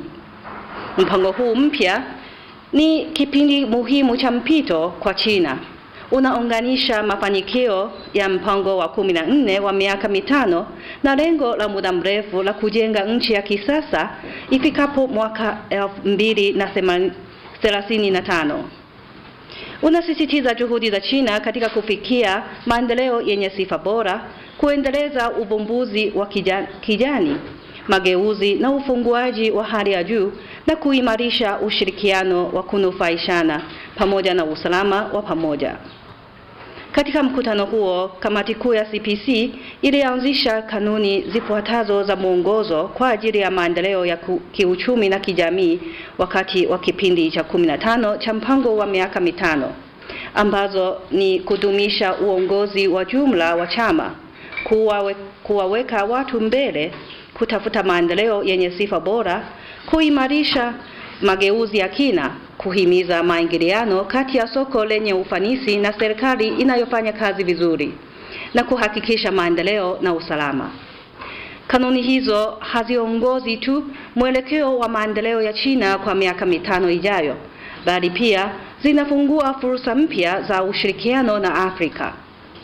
Kama Rais Xi alivyoeleza mara nyingi, maendeleo ya China ni fursa kwa dunia nzima, hasa kwa marafiki wetu barani Afrika wanaoshiriki ndoto ya kisasa, ukuaji endelevu na ustawi wa kijamii. Leo tunakusanyika hapa kutambua maendeleo mapya ya China na fursa mpya kwa Afrika kupitia maneno yanayotajwa na kufuatiliwa zaidi kwenye mkutano wa 15 wa miaka mitano. Asanteni. To address this symposium on China's new development, Africa's new opportunities. I wish to extend my heartfelt gratitude to CGTN Nairobi Studio for organizing this important platform for dialogue, learning, and partnership. Today I speak on a theme that sits at the very heart of shared development between China and Africa, and Kenya in particular.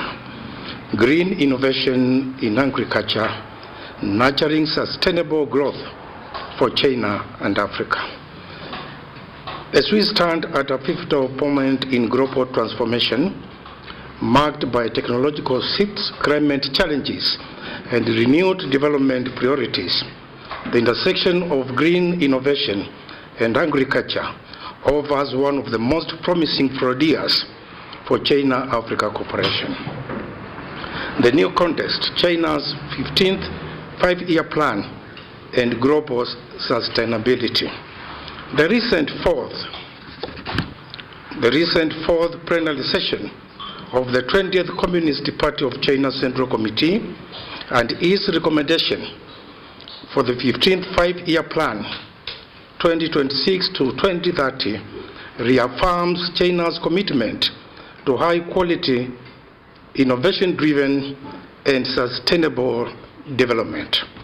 Within this framework, green transformation is not a secondary priority. It is a defining pillar.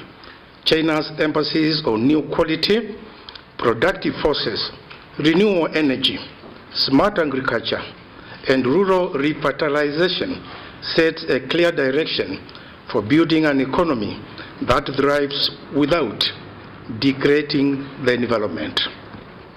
This vision resonates strongly with Africans' own priorities under the African Union's Agenda 2063 and the Comprehensive African Agriculture Development Program, CAADP.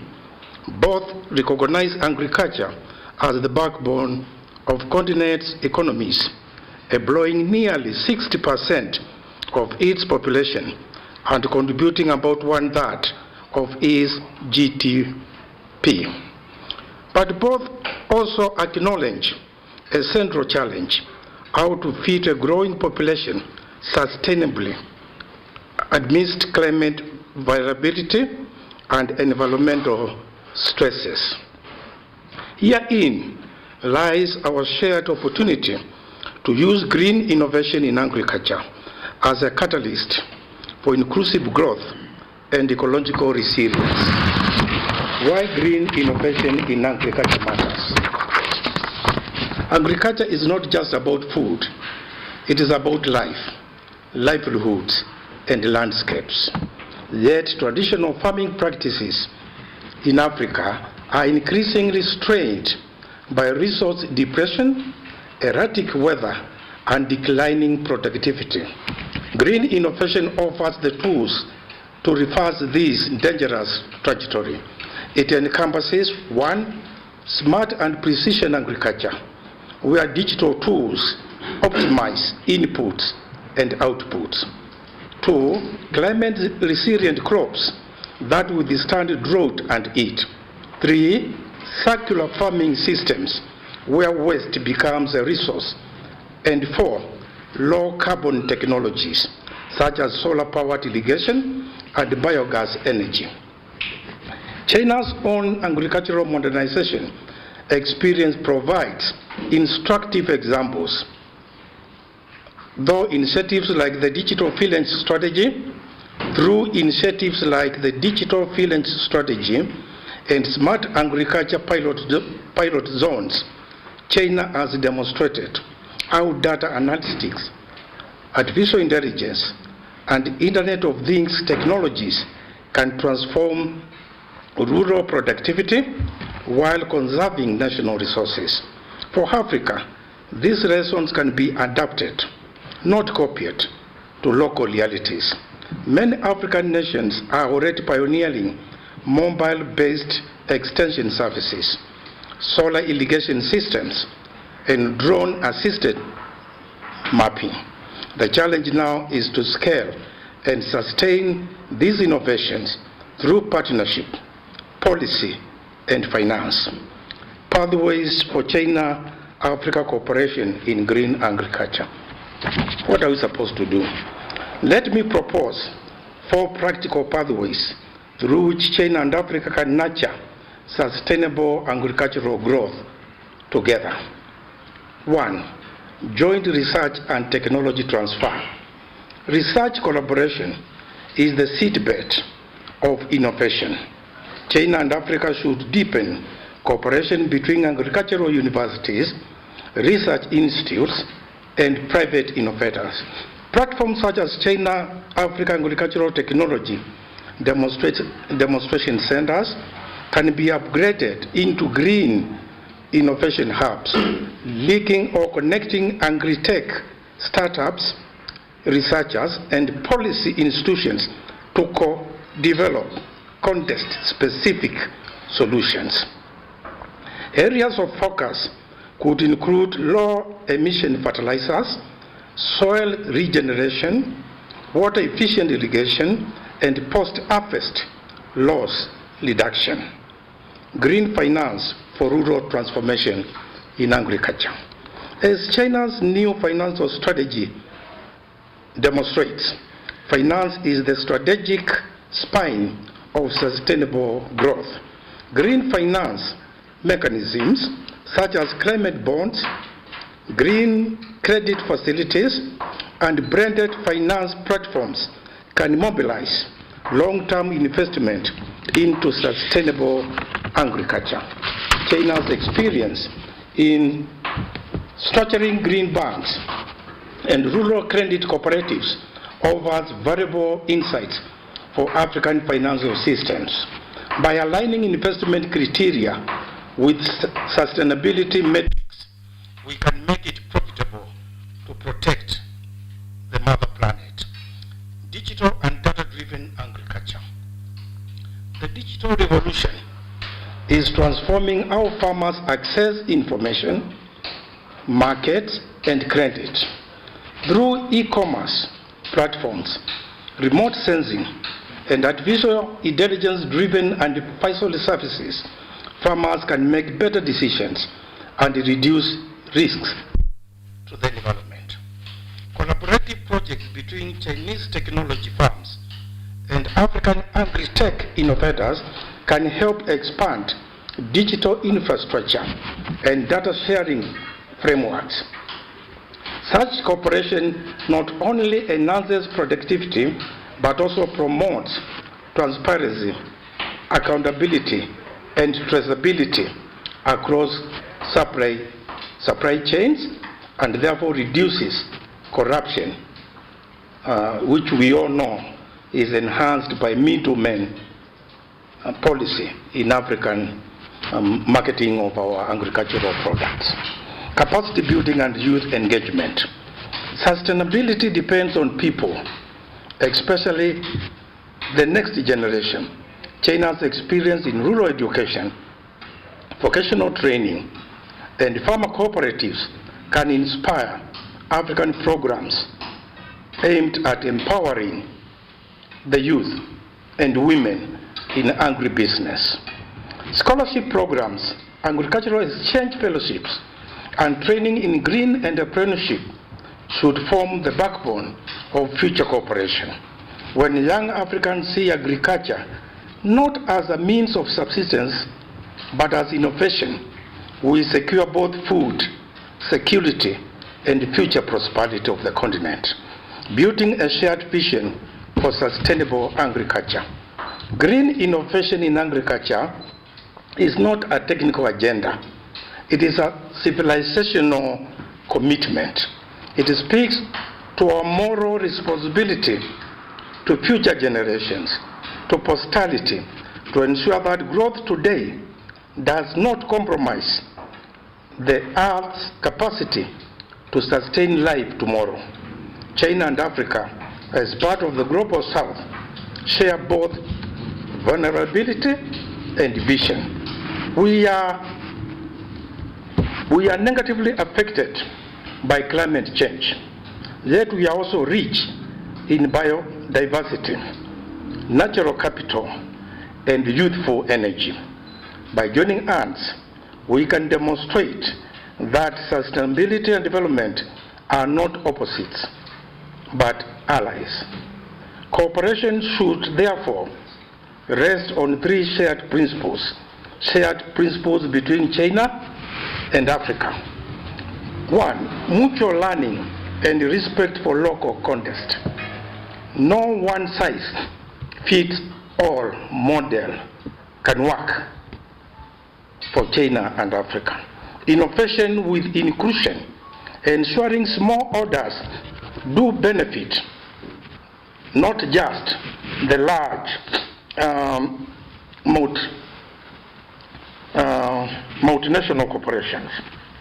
Sustainability with sovereignty, aligning global standards with African and Chinese realities, as opposed to the Western. You know, the Western has no respect for sovereignty of the states or the nations they wish to cooperate with. But China is very unique because it recognizes the local realities of African people and states, and therefore protects the sovereignty of African nations. Institutions. So what is the role of institutions and the media? Institutions like the Africa Center for the Study of China, based at the University of Nairobi, and the CGTN here have an essential role in amplifying success stories, conducting evidence-based research, and fostering public dialogue. We must shift the narrative from dependency to shared innovation, from aid to co-creation, co-innovation, and from rhetoric to results. Let us document the success of China's solar irrigation systems in Kenya, the digital weather services in Ethiopia, or the green agro parks in Nigeria, so that policymakers and investors can see the transformative power of collaboration in action between China and Africa. In conclusion, let us plant the seeds of a sustainable future. Ladies and gentlemen, the story of China and Africa partnership is historical, and it is in many ways a story of growth, resilience, and renewal. As China embarks on the next stage of high-quality development, and Africa accelerates its own path to self-reliant modernization, green innovation in agriculture provides the fertile ground upon which both can thrive. Let us think beyond short-term projects and envision a green Silk Road of agriculture connecting farmers, scientists, and investors across continents. Let us plant together not only seeds of grain, but seeds of knowledge, trust, and sustainable prosperity. The future of food, the future of economics, and indeed the future of our planet depend on what we plant today. Let us plant wisely, grow sustainably, and harvest together for the benefit of the peoples of China, Africa, and the world which we share. Thank you very much.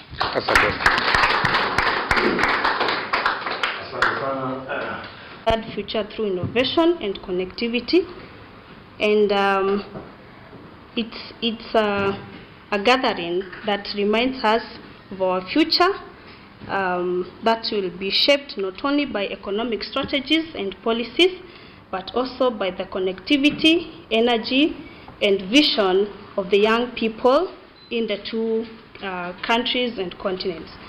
And the youth representation comes to cover the bridge between Africa's aspiration and China's transformative development journey, where innovation serves as the common language and also connectivity as a shared platform. And China's new development stage that we're talking about today, it is rooted in technological advancements and sustainable growth, which offers valuable lessons and opportunities for Africa's youth population. And through digital partnership between China and Africa, green technologies and educational exchanges, research, young innovators can also drive inclusive growth that go beyond borders that we know. And the Belt and Road Initiative is an example for us all, and it has opened new channels for cultural and technological exchange, enhancing African youth to learn, to adopt, to co-create, and also tailor solutions that are better known for our communities, especially in China and in Africa. And this cooperation nurtures not dependency, but also increases interdependency between China and Africa, whereby it promotes progress, hence becoming the foundation for mutual prosperity. And as we look ahead and forge in this journey of cooperation between China and Africa, the challenge before us is to harness the youthful energy to build a future defined by connectivity, sustainability, and shared purpose. When Africa and Chinese youth work together through different innovations like innovation hubs, digital learning, and different entrepreneurship, they light the path toward a more equitable world. And the power of the youth lies not merely in the numbers, but in the ability to transform dialogue, like the one that you're doing today, into action, and opportunities into lasting change. So together, through innovation and connectivity, China and Africa can indeed build a shared future where both two countries or continents rise stronger together. Thank you. In Embu Town, KUPPET officials called on the government to end what they termed as labor exploitation, arguing that continued short-term contracts undermine education quality and teacher morale. Power. Autonomy, power. Led by Executive Secretary Jacob Karura, the officials said it was unfair to keep renewing contracts for qualified teachers who have already proven their capability in implementing the competency-based curriculum. We have about 20,000 teachers who are serving on intern basis. We demand that they be confirmed before hiring the next cohorts of the intern teachers. Our fear is they may not be confirmed at the right time. We are demanding that they be confirmed so that when we open on first term 2026, they will be made permanent and pensionable. KUPPET official Miriam Wawira echoed the call, saying that the current stipend of 15,000 shillings to 20,000 shillings a month is too low and demoralizing given the teachers' workload. Very many teachers that have been employed on internship. From the word go, we have been saying that that is misuse of labor. We have been saying that that is slavery. Kindly relook into that internship and confirm our intern teachers, because that is what we would wish. That is the wish of all Kenyans, that you confirm the internship teachers and they be confirmed before advertising for other opportunities. So Embu-based junior secondary teacher Caroline Nyaga, on the other hand, noted that inadequate pay has left many demoralized and struggling to meet their basic needs, affecting their motivation and classroom performance. Na tuko hapa kuhimiza serikali yetu iwaajiri walimu ambao wako katika kandarasi ili walimu hao wapate kandarasi ya kudumu na wapate motisha katika kazi ambayo wamepewa na serikali ya kufanya, na walimu hawa waweze kuwezesha mtaala ambao tuko nao uweze kufaulu. Ukiangalia walimu hawa ambao wako katika kandarasi hii wanapata mshahara duni ambao hauwezi kukidhi mahitaji yao, na wanapoenda shuleni hawana motisha. Kwa hivyo tungeomba serikali itangaze msimamo wao. The teachers' contracts are set to lapse at the end of the year in December, with the KUPPET now urging the government to act swiftly and confirm the interns before the new school term begins to safeguard education quality and uphold fair labor practices. Progressive insurance power. Information power. Yvonne Kimuma, KUTV. The African Union has slammed the just concluded Tanzania general election, citing non-compliance with democratic standards that triggered deadly protests, destruction of properties, injuries and deaths. The AU team, led by former Botswana President Eric Mokgweetsi Masisi, in a statement stated that the 2025 Tanzanian general election did not comply with AU principles, normative frameworks and other international obligations and standards for democratic elections.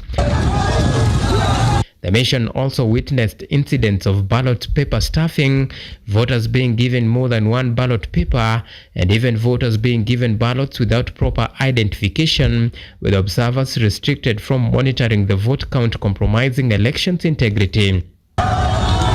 The African Union report comes days after Samia Suluhu Hassan was declared the winner with 98% of the vote in an election marred by violent protests, deaths and rejected by the opposition as sham. Samia Suluhu Hassan. The African Union joins the long list of international election observers who have cast aspersion about the integrity of Tanzanian general elections after SADC election observers mission and the European Union issued a scathing assessment of Tanzania's general election, concluding that most voters failed to freely express their democratic will. Auma Evans for KUTV, Nairobi. Tumeamka na tupeleke tena kiuzuzu. Maana wao wametukuta sisi ni maboga. Watupeleka wanavyotaka wao, atupeleke tena hivyo. A women's group known as Mama Kenya Movement Party from Mombasa has called on political parties to involve women, especially at the grassroots, in leadership, coalition talks, and policy formulation ahead of the 2027 general election. The group's spokesperson Fatma Jumanne said women contributed significantly to the number of registered voters in the 2022 polls and therefore deserve greater participation in the country's political process. Women constitute a significant proportion of Kenya's population and electorate, representing over 49% of represented voters in 2022 general election. Their participation is critical to the legitimacy, inclusivity, and effectiveness of governance. This movement emphasizes that women must not be sidelined, particularly those at the grassroots, who are key drivers of community development and social cohesion. According to her, political parties should include women in the ongoing coalition building talks ahead of the 2027 election, a sentiment echoed by the movement's chairperson Amina Ridwani. Inclusion of women in leadership and policy formulation ensures that governance reflects the realities, needs, and aspirations of the majority of Kenyans. Tunaona coalitions zikianza, hatuoni sura za kina mama. Lengo letu na kisha kuna mabadiliko na nafasi ya mama inatambulika katika maendeleo. Another member from the group, Mama Ambassa, expressed concern over the low turnout of women in the ongoing voter registration exercise, urging political leaders to work with citizens to encourage participation. Tunaona uandikishaji wa kura pia umekuja, lakini sijaona hata kwamba kuna grupu nyingine kina mama wengine ambao wahamasisha watu kwenda kuchukua kura. Ukiangalia registration iko very low Mombasa kwetu, as if we don't have leaders, and we are having leaders whom we elected with our hands, with our card, but we don't see them coming up with the voice, kutulekeza where to go. The Mama Kenya movement now aims to unite women nationwide, calling for their full inclusion in political and development processes ahead of the 2027 elections. Rose Kaguku, KUTV, Nairobi.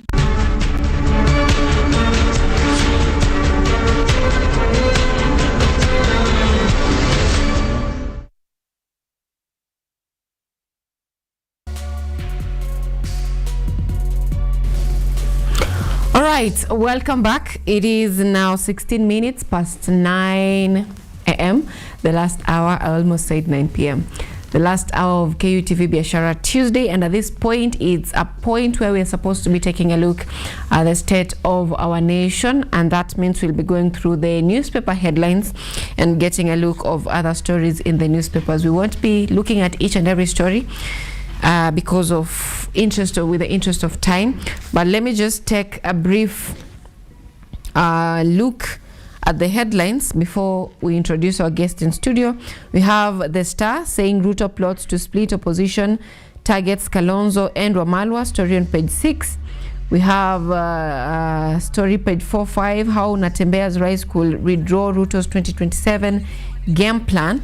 That is still on The Star. Matters Politics, The Daily Nation, Matters Education, teacher split over SHA medical cover. Also, there's a story on wildlife relocated after takeover of expansive ranch, and that is a story where the wild animals are relocated to Nairobi National Park, saying that the place where they were is a private land.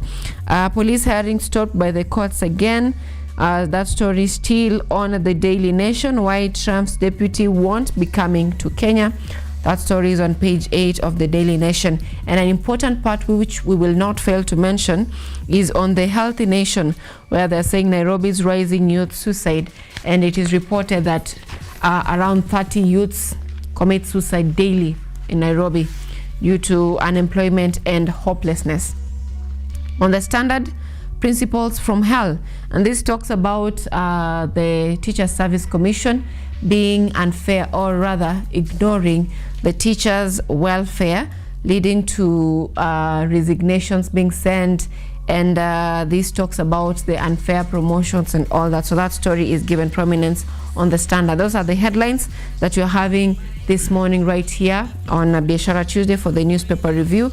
Joining me this morning are two gentlemen, Duncan and Ojwang. I'd like to begin from my immediate. Please say hi to Kenyans. Good morning, everyone. Ojwang, Mtoto Mariam, Senior Warrant Officer 1, Communications Expert, Community Leader, Peace, Inclusivity and Sustainability Advocate. Nimekam kuendeleza, as we are doing the State of the Nation, I do it in line with the Constitution. It's a copy from Greco through Uraia Trust, and I hope it will guide us. Juu nimeangalia hapa hivi on the Daily Nation, teachers split over SHA medical cover, and what they are citing as their reason for not joining SHA is lack of public participation. Tutakuwa tukiangalia on Article 10. Maybe tukiangalia. All right, Duncan. Yes, thank you so much. Good morning. I'm Duncan Agisa. I'm a journalist by profession, and I'm glad to be here so that we discuss the current events happening in the country. Karibu tena. All right, now I don't know where we should begin from. Matters Politics, no matters, because education is taking two newspapers. Let's begin from that. That is on The Standard. Corruption, entrenched tribalism, high-handedness and biased promotions have become familiar ills in schools. Strikingly, these malpractices are not introduced by junior staff or students, but by those entrusted with running the institutions. These are the people responsible for shaping the character of our children. Revelations by teachers who have endured the excesses of their superiors, whether online or through the media, often read like chapters from the fictional books, some of them rich in literature classes. That story is on page 4 and 5 on The Standard. Still on matters teachers' welfare, we have the teachers splitting over SHA medical cover. That story is also on The Standard on page 4. The Standard says teachers clash with principals at TSC, caught in between. the story on their SHA. Teachers finally agreed to join SHA after standoff with the employer. That story is on page 6 on the Standard. The same story is on page 4 and 5, where they're saying just hours after top officials of teachers union signed a deal with the government to migrate the medical insurance scheme of over 400,000 members of the Social Health Authority, a section of tutors have expressed displeasure, citing lack of public participation. Primary school heads attending their annual meeting in Mombasa termed the transition rushed and opaque and warned of backlash in the upcoming union election. That story is on page 4 and 5 on the Standard. So we are talking on matters education, and today morning we are focusing on teachers' welfare. Teachers in the country, or the education sector, is among the sectors in the country that receive the highest form of capitation, and I know it's very important because an educated nation, an empowered nation, is a prosperous nation. And now we are having complaints. This is also a sector in our country that we have most number of strikes, most number of complaints about CBAs and all that. We have most number of cases where there are complaints of unfair treatment, most number of cases where we have corruption cases witnessed from employment, from recruitment, from internship, all the way to employment of TSC, to the Teacher Service Commission, all the way to deployment. We have so many complaints with the Teachers Service Commission, or generally the teachers. And on the side of NAT, I know I'm giving a very wide brief of the education sector. On the side of NAT, we also have them. Yesterday we had them praise the government for considering their pleas. So we have mixed reactions. I don't know if it's a case that has been happening with the student council, where mnaenda State House, mnakunywa chai, mnapewa 10,000, then mnarudi nyumbani and then everything is fine. I don't know if that's the case with the education sector, because we have one section saying that, you know, the government is working, we have more teachers, we have our dues, our complaints are being heard, that is from NAT. And then we also have another section saying that, you know what, there is mistreatment, there is a lot of ignorance from the commission, we have a lot of suffering, our dues are not paid. We have the GSS teachers complaining that what you are giving us is not enough to cater for us. So where does this put us as a country? Are we supposed to be listening to those who are commenting positively, or the ones who are negative? Where does this put the education sector in terms of fairness? Let me begin from you, John. In terms of fairness, we should look at everyone as a stakeholder in education and the aftermath of all this. No Waswahili wawili wakipigana nyasi ndio huumia. And nyasi in this case is our children. Nasema hivyo sasa, naongea kama mzazi, ni vile BTS nikawa na nini. Is our children. So as mwalimu analia kukandamizwa, it affects his or her mental health and may translate to how he or she is interacting with my kid in school, whatever level, whether it's nursery, primary or high school level. So that is why they keep saying, hey, serikali tuangalie sisi, mjali maslahi yetu, ndo tujali maslahi yenu. Because everyone knows that it is only through education that we can empower a nation. And what happens when that leader doesn't have goodwill to empower a nation? Kama hana goodwill ya empower a nation, it will be so hard for him to empower hiyo education. But katiba ilikuwa ina envision vitu kama hizo. That is why they give us an article 10 ya kuongelea national values and governance. Na hiyo article huanza na kusema that all these national values zina affect kila mtu. Ukuwe state officer, ukuwe public servant, ukuwe private, lazima ukuwe na hizi national values. Hizi national values wanakuwa wameongeza public participation. Apart from inclusivity, transparency, wanaongezaga public participation.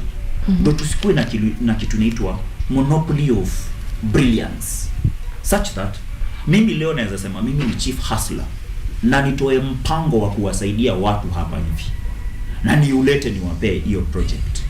Hiyo project before nifanye hivyo, katiba inaniambia nafaa kukuja kwako, ni kuambia tuko na huu mpango public participation ianze. Si we are a democratic country.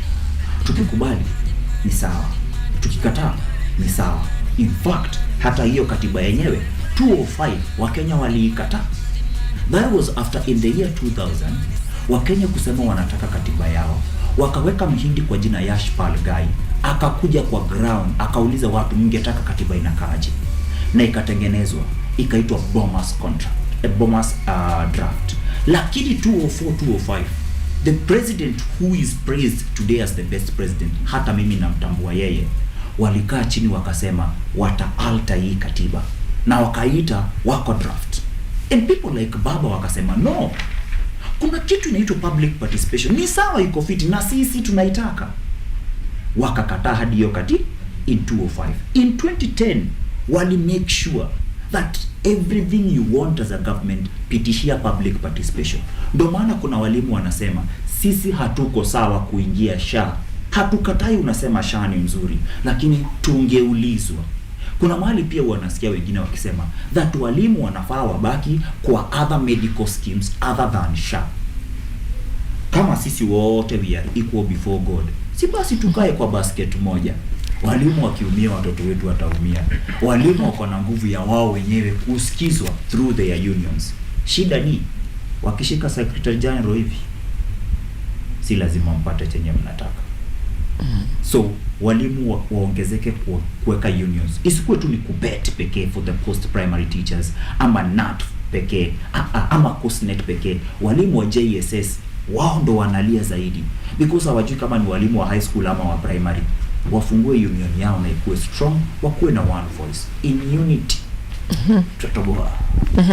Right, Duncan, let me get your perspective on the current state of education in the country. Okay, thank you so much, Sylvia, for welcoming here. In the sector of education, I think this is a sector that the government need to give an eye mostly to, because the country and the leaders that we have, all those have gone through education, wamefunzwa na mambo kama hayo. So we see this in the story that we're discussing about the teachers, vile wanadhalalishwa, kukandamizwa and all that. Personally, I'm not happy because I remember, nakumbuka the far I've come from, my mom kunipeleka shule and all that. Wale walimu pia wamechangia. Licha ya mzazi wangu kuwa wa kwanza kunifunza, pia walimu wamechangia. So when I see my fellow teachers ambao wamenifunza different units up and all that, colleges, secondary school and as well primary school, waikandamizwa na hisi kwamba I'm not comfortable. The teachers need to budget ambayo huwa inatolewa na serikali inafaa mostly inaangazia maslahi ya walimu. Kuna mwalimu ambao yuko shule fulani anafunza, lakini she is not comfortable. Why? Huyu mwalimu unapoangalia pesa ambazo analipwa ni kidogo sana. Anapoangalia huyu mwalimu pia kuna vitu vingine analazimishwa aingie darasani, lazima afunze, whereas this teacher yeye mwenyewe akiangalia malipo ni ndogo. Mara unapata wale walimu wakuu wanakuja pale wanamgombanisha, mbona unaingia darasa, pasipo kuangalia ni nini ambacho kimesababisha huyo mwalimu kufanya nini, kutoingia darasani. Kwa hivyo maslahi ya walimu ni maslahi ambayo yanastahili kuangaziwa zaidi with the government, because we need the leaders in the times to come. Right now as a country, kila ambacho tunapigania ni uongozi. Na uongozi huu unakuwa run with the people who are educated, people who are very smart, people who are able to solve solutions, people who are not after looking at their kujibenefit wenyewe, watu ambao wanaangalia suluhisho ya jambo fulani, si kuangalia tu hivyo na hakuna suluhu. We need leaders ambao wako educated, na ndipo wao educated lazima teachers hao wahakikishiwe kwamba wanapatiwa pesa vizuri sana, wanasikizwa when they air their grievances. In fact, I was having a look at these are page 2 and these are in this the standard vile they usually air their grievances and they are not heard. And they are not heard by the principals. Sometimes unapata wanaingishwa kupitia kwa corruption. There are teachers that unapata kwamba wamesoma lakini wako hawajaandikwa. Whereas we saw the president on Sunday when he was talking to Al Jazeera TV. Imagine speaking to an international television na unaongea uongo. Surely. Tumejenga madarasa, tumefanya nini, na tunaona ni kidogo. So there is no way you can go to counties like 3 in our country. We have so many counties like 47 na kuzidi hapo, lakini there is no way unaweza county kama 3-4 ujenge madarasa kidogo then useme I have done something. No, I'm not happy. So walimu wote wanastahili kushughulikiwa maslahi yao, kuanzia malipo yao, wasikizwe, na pia hata katika bima ya afya washughulikiwe, kwa sababu you cannot teach a student, you cannot teach children when your health is unstable. lazima afya yako iangaliwe, ndio ukisimama mbele ya watoto ukismile wanafurahia pia. Yeah. I think we got into this problem when we began politicizing the education sector, using it as a campaign agenda. Everything is political in this country. If we respect this constitution, because you will find out that you can be qualified as a teacher, you've even graduated from best universities like Kenyatta University, but you'll still not get employed. But you'll hear these jobs being dished out by members of parliament, that they've gone, they've sourced, they say they've lobbied from the TSC on behalf of the teachers in their respective constituencies. Now, these teachers will have to go na waanze kuomba wakimhesh akitutam ndo apate kamoja. It's all political. We have to understand the constitution so that we can be able to help our social and economic lives, because they are all connected. All right. Na ndio maana kila mtu huwa unaenda kuvote. All right, now let's move on to a different story. That is on the Star. I know both of you don't have the Star, but I'll just give you what is happening. So Ruto plots to split opposition, targets Kalonzo and Wamalwa. The same, that story is on page 6 on the Star. On page 4 and 5, still on matters politics, they're saying now how Natembea's rise could withdraw Ruto's 2027 game plan. Initially, we have, following the death of Raila Amolo Odinga, we had divisions, especially with the ODM party. And now this is kind of splitting ODM votes, because the coastal region has around 2 million votes. We have the Nyanza region, we have, yes, the Lake region, we have the Western region. The Western region now, it's having ni kama kukona 2 kingpins rising. So we have wenye wanafuata Tutam, the likes of wenye wanafuata Weta, Mudavadi and all that. And now we have a rising boy. Kuna kijana ana rise mta, anaitwa Anatembea, and is really bringing tumbo joto kwa serikali ya sasa. And then we have the Eugene Wamalwa faction. So we have the fight of the regions. It's a regional fight, and according to the Star, Star has been on record for accusing President William Ruto of using divide and rule tactics.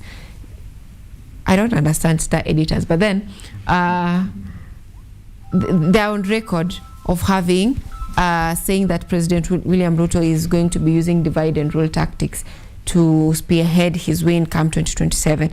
Now, from where you sit, is this something that is a possibility if Ruto secures? I know it's too early to make these predictions, but if Ruto secures the Western region, the Nyanza is already divided, because there is a division between the young people and the elder people, who some of them are saying that the young people should be given an opportunity to be leading. And we also have the older people who are saying that, we are supporting the government until 2027. Now, my question comes in is, if Ruto manages to divide the opposition, the united opposition, is it a straight win for him? That is, come 2027, is it something that he will get it automatically? Let me begin from you, Ojwang. Nothing is automatic in this country as long as the youth are concerned. That is why even the old people are calling themselves youth. You've heard time and again Dr. Oburu Oginga Odinga being called youth leader, because everyone wants to align and resonate with the youth. Kwa nini? Youth ndo wanaumia sana, lakini wazee ndo wanatulilia on our behalf. Sasa inakaaga kama wao ndo kusema pale hivyo. That's why the president today would say that to split votes anahitaji Kalonzo, to split votes anahitaji mtu fulani. Anasahau sio kila mtu anafuata hawa watu. But it's a good thing if he tries, because everyone is saying they are united against Ruto in 2027, while kwa ground bado see the same. Ruto will have his votes. Whether he splits za wenyewe, he will have his votes. But there are also those votes he has lost. He went to power through UDA with a very powerful DP then, Rigathi Gachagua.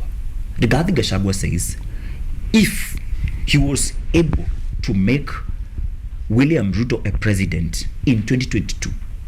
Imagine what he will be able to do in 2027 when he has a party, when he has tested the writing of the history. It has gone down in history as the second deputy president of this country, and more money. And if you want to thrive in this country politically, you must be somewhere in opposition. That is why there are people who have always thrived in politics because of either abusing Baba or supporting Baba. And everyone is somewhere now trying to read books. Watu wanaanza kusoma ndo wajue, okay, sasa juu Baba yuko, tutakuwa tukisema nini? And the narrative of Baba alisema is dying down. Because hata videos zimeanza kusurface za 2023, Baba once said that we are supposed to support Kalonzo. 2023, Baba once said that even if President Ruto is given 100 years, he cannot change. So as easy videos inakam ziki rise, due internet never forgets, then whatever mileage President Ruto was getting because of being a friend of Baba or being somewhere around Baba will not work. There have been even talks of him to ditch UDA, fold it, and join ODM because he's one of the founding members. And they are saying that what will be happening then is that UDA will have folded. But because of branding, ODM cannot be called UDA, but it is still UDA. Those are things that Dr. Oburu Odinga is worried about. Siaya Governor James Orengo is worried about, because inaonekana 2027 hakutakuwa na UDA, kutakuwa na ODM. And ODM now for the very first time will be chama watu wanashindana nacho. And ODM, unlike all the other, no, kuna UGM, unlike all the other parties except UGM, is a movement. A movement that was of the people, formed by the people, in resistance in the year 2005 wakikataa katiba before tupate gani hii ya 2010. And now sasa hao bado hawana president, wanataka president na ndio wanapigwa. ODM lazima itakatika. You've heard senator from Kisii, Richard Onyancha saying that he will quit ODM if Matiang'i says so. So as tuna near the 2027 elections, we are not expecting to have a strong ODM or a strong UDA. Things are not going to be as usual. Yeah. Now, Duncan, from where you sit, could former Deputy President Rigathi Gachagua be the strongest setback for President William Ruto right now? Because from where we sit, from all these alignments and, you know, wanting to join ODM, because Ruto will also be attending the delegation in Mombasa as a founding member. So could Rigathi Gachagua be the strongest threat to him right now in opposition? Because probably all the others can be bagged. Wengine watu wanaweza Ruto watafika bei. Asante sana. Nianze kwa kusema kwamba the opposition party iko na haki ya kuweza kupaza sauti yake. In the constitution hata pia inaruhusu kwamba chama cha upinzani kina uwezo wa kuweza kurekebisha kile chama ambacho kipo katika uongozi. Kwa mfano, tunaona kiongozi wa upinzani ambaye tunasema Rigathi Gachagua anajaribu kuongea ukweli, na siku zote unapoona katika hafla zote ambazo anaenda, he is trying to rectify na kucorrect serikali na wale ambao ni viongozi pale katika mambo yanastahili kufanyika. But we see the government that is in that is UDA ambao sasa inaendeleza na kushughulikia masuala ya wananchi na mambo kama hayo, haitekelezi mambo yote ambayo yanastahili. So we hear him akijaribu kurekebisha hii, like we heard of the other time Rigathi Gachagua akisema kwamba kama anaweza patiwa nafasi ya kuwa president, kuna vitu fulani lazima rekebishe, kumaanisha kwamba kuna vitu ambavyo the president ambao sasa yupo tuko naye William Samoei Arap Ruto ambavyo hajarekebisha. So he is a biggest threat kwa Ruto sana. Na sasa hizi bedhe Ruto ameanza kuwa na ile hali ya uoga fulani hivi, kwa sababu kuna uwezekano kwanza vile ambavyo wanapigiwa debe na aliyekuwa rais wa 4 Uhuru Kenyatta. Sasa we've seen Uhuru Kenyatta akijaribu kuback up Rigathi Gachagua. Why do you think that? Uhuru is from the mountain tuko pamoja. Uhuru is from the mountain na pamoja Rigathi is from the mountain. Ndiposa Ruto huyu aweze kupata kura pale kutoka kwenye mlima, lazima aweze kuconsider matamshi yake. We had him akituambia we are average thinkers. Sasa kumaanisha don't you kututukana already is insulting us, and I believe being a leader, how can you insult us? Kumaanisha bado as a country, as a president or as leaders hatujaelewa bado what leadership is. Leadership is not all about insulting. Because how can you insult me na nataka unisaidie mahali fulani and all that. So nikijaribu kuambia ukweli najaribu kuninsult. So this guy by the way naona is very right, and the way is being backed up by Uhuru Kenyatta, kuna vile huenda wataangusha hichi chama cha UDA and ODM will stand. Lakini sasa shida ni kwamba ODM pia ndio uweze kusimama, lazima huyu tunaita Daktari Oburu Oginga Odinga walisema kwamba wanataka deputy aweze kutoka katika ODM, na tukiangalia vizuri kama ni Oburu anaweza patiwa, Oburu kiangalia bado kidogo ni mzee, hata waweza kunini. So tunataka kijana like Babu Owino, kijana ambaye anaweza kusema, but now Babu shida yake ni kwamba ni mtu mwenye anaongea sana. I get that, but then ni mtu ambao vijana wanapenda sana, because hata unapoangalia siasa zake hapa kule, he has been a member of East Embakasi. Tunaona kazi ambayo amefanya, barabara amejenga pale. So I think we need a good party, we need a good leader ambaye anaweza tuongoza, anaweza sikiliza wananchi and all that. So Rigathi ako on the right track. Mimi naweza mpigia debe kabisa, haendelee kukosoa serikali sababu ni right yake, na asinyamazishwe hata kidogo kabisa, kwa sababu this guy there's no way he can abuse us as the average thinkers. Hiyo ni vibaya kabisa. Alafu anaenda on air anajaribu kujipigia debe kwamba ikuja katika sekta ya elimu, sekta ya nini amefanya nini, uchumi, mambo kama hayo. Uongo tupu. There's a difference between saying the truth and being reckless with your words. So for Rigathi Gachagua, he might be saying the truth, but then as a symbol, if he's eyeing the position of being in leadership, I tend to believe that this needs to be with a little bit of elegance or a little bit of, respect, even as you accuse someone. Because from where I sit, how this comes out, it comes out as an insult to the symbol of power. So is this just politics and every leader is insulting to the other leaders, or is it something that is a personal character that maybe someone can overlook and say that, Rigathi is probably a good candidate because of that? Rigathi Gachagua was the former deputy president. Sindio? Na tunaangalia wakati ambapo alikuwa, he was the deputy president, alikuwa akiongea tu, alikuwa tu akiwa sawa, ametulia kabisa and all that. The reason as to why unapata sometimes anaongea, unajua sometimes hata wewe Sylvia ukiwa umekasirika there are some words you can say, lakini si ati kuna ile you ought to trim your words in a way. The reason as to why huyu jamaa huwa anakasirika sana, it's because of the poor leadership. So akijaribu kuongea, yes, as a leader there's a way you're supposed to talk, lakini in other ways unaangalia vile unatreatiwa. Is it really poor leadership ama ni hasira ya kutolewa kwa serikali? Simamo na hasira. By the way, ukiangalia if you look at Rigathi Gachagua, is a person ambaye ni very prominent, mtu ambaye amejulikana ni mtu ambaye anajulikana umma sana, kazi ambayo amefanya and all that. So sioni kama ni hasira. Ingekuwa ni hasira hata angekuwa na nini, hizi kuwa ni hasira. It can't be that way. It can't be. I beg to differ, but then let's move on. Let me ask you, Juang, a question that the Stars asked this morning. This is with regards to Ruto attending the ODM Big Day. The Star is asking, goodwill or opportunistic? It's both. But it is more being opportunistic. Why is it a goodwill? He has the right, because we talked about public participation. I was tempted to read Article 10. Nikaona ni ndefu, but I can do at least clause 2A. Clause 2A. The national values and principles of governance include patriotism. He claims he's patriotic to the party because he's a founding member. That is true.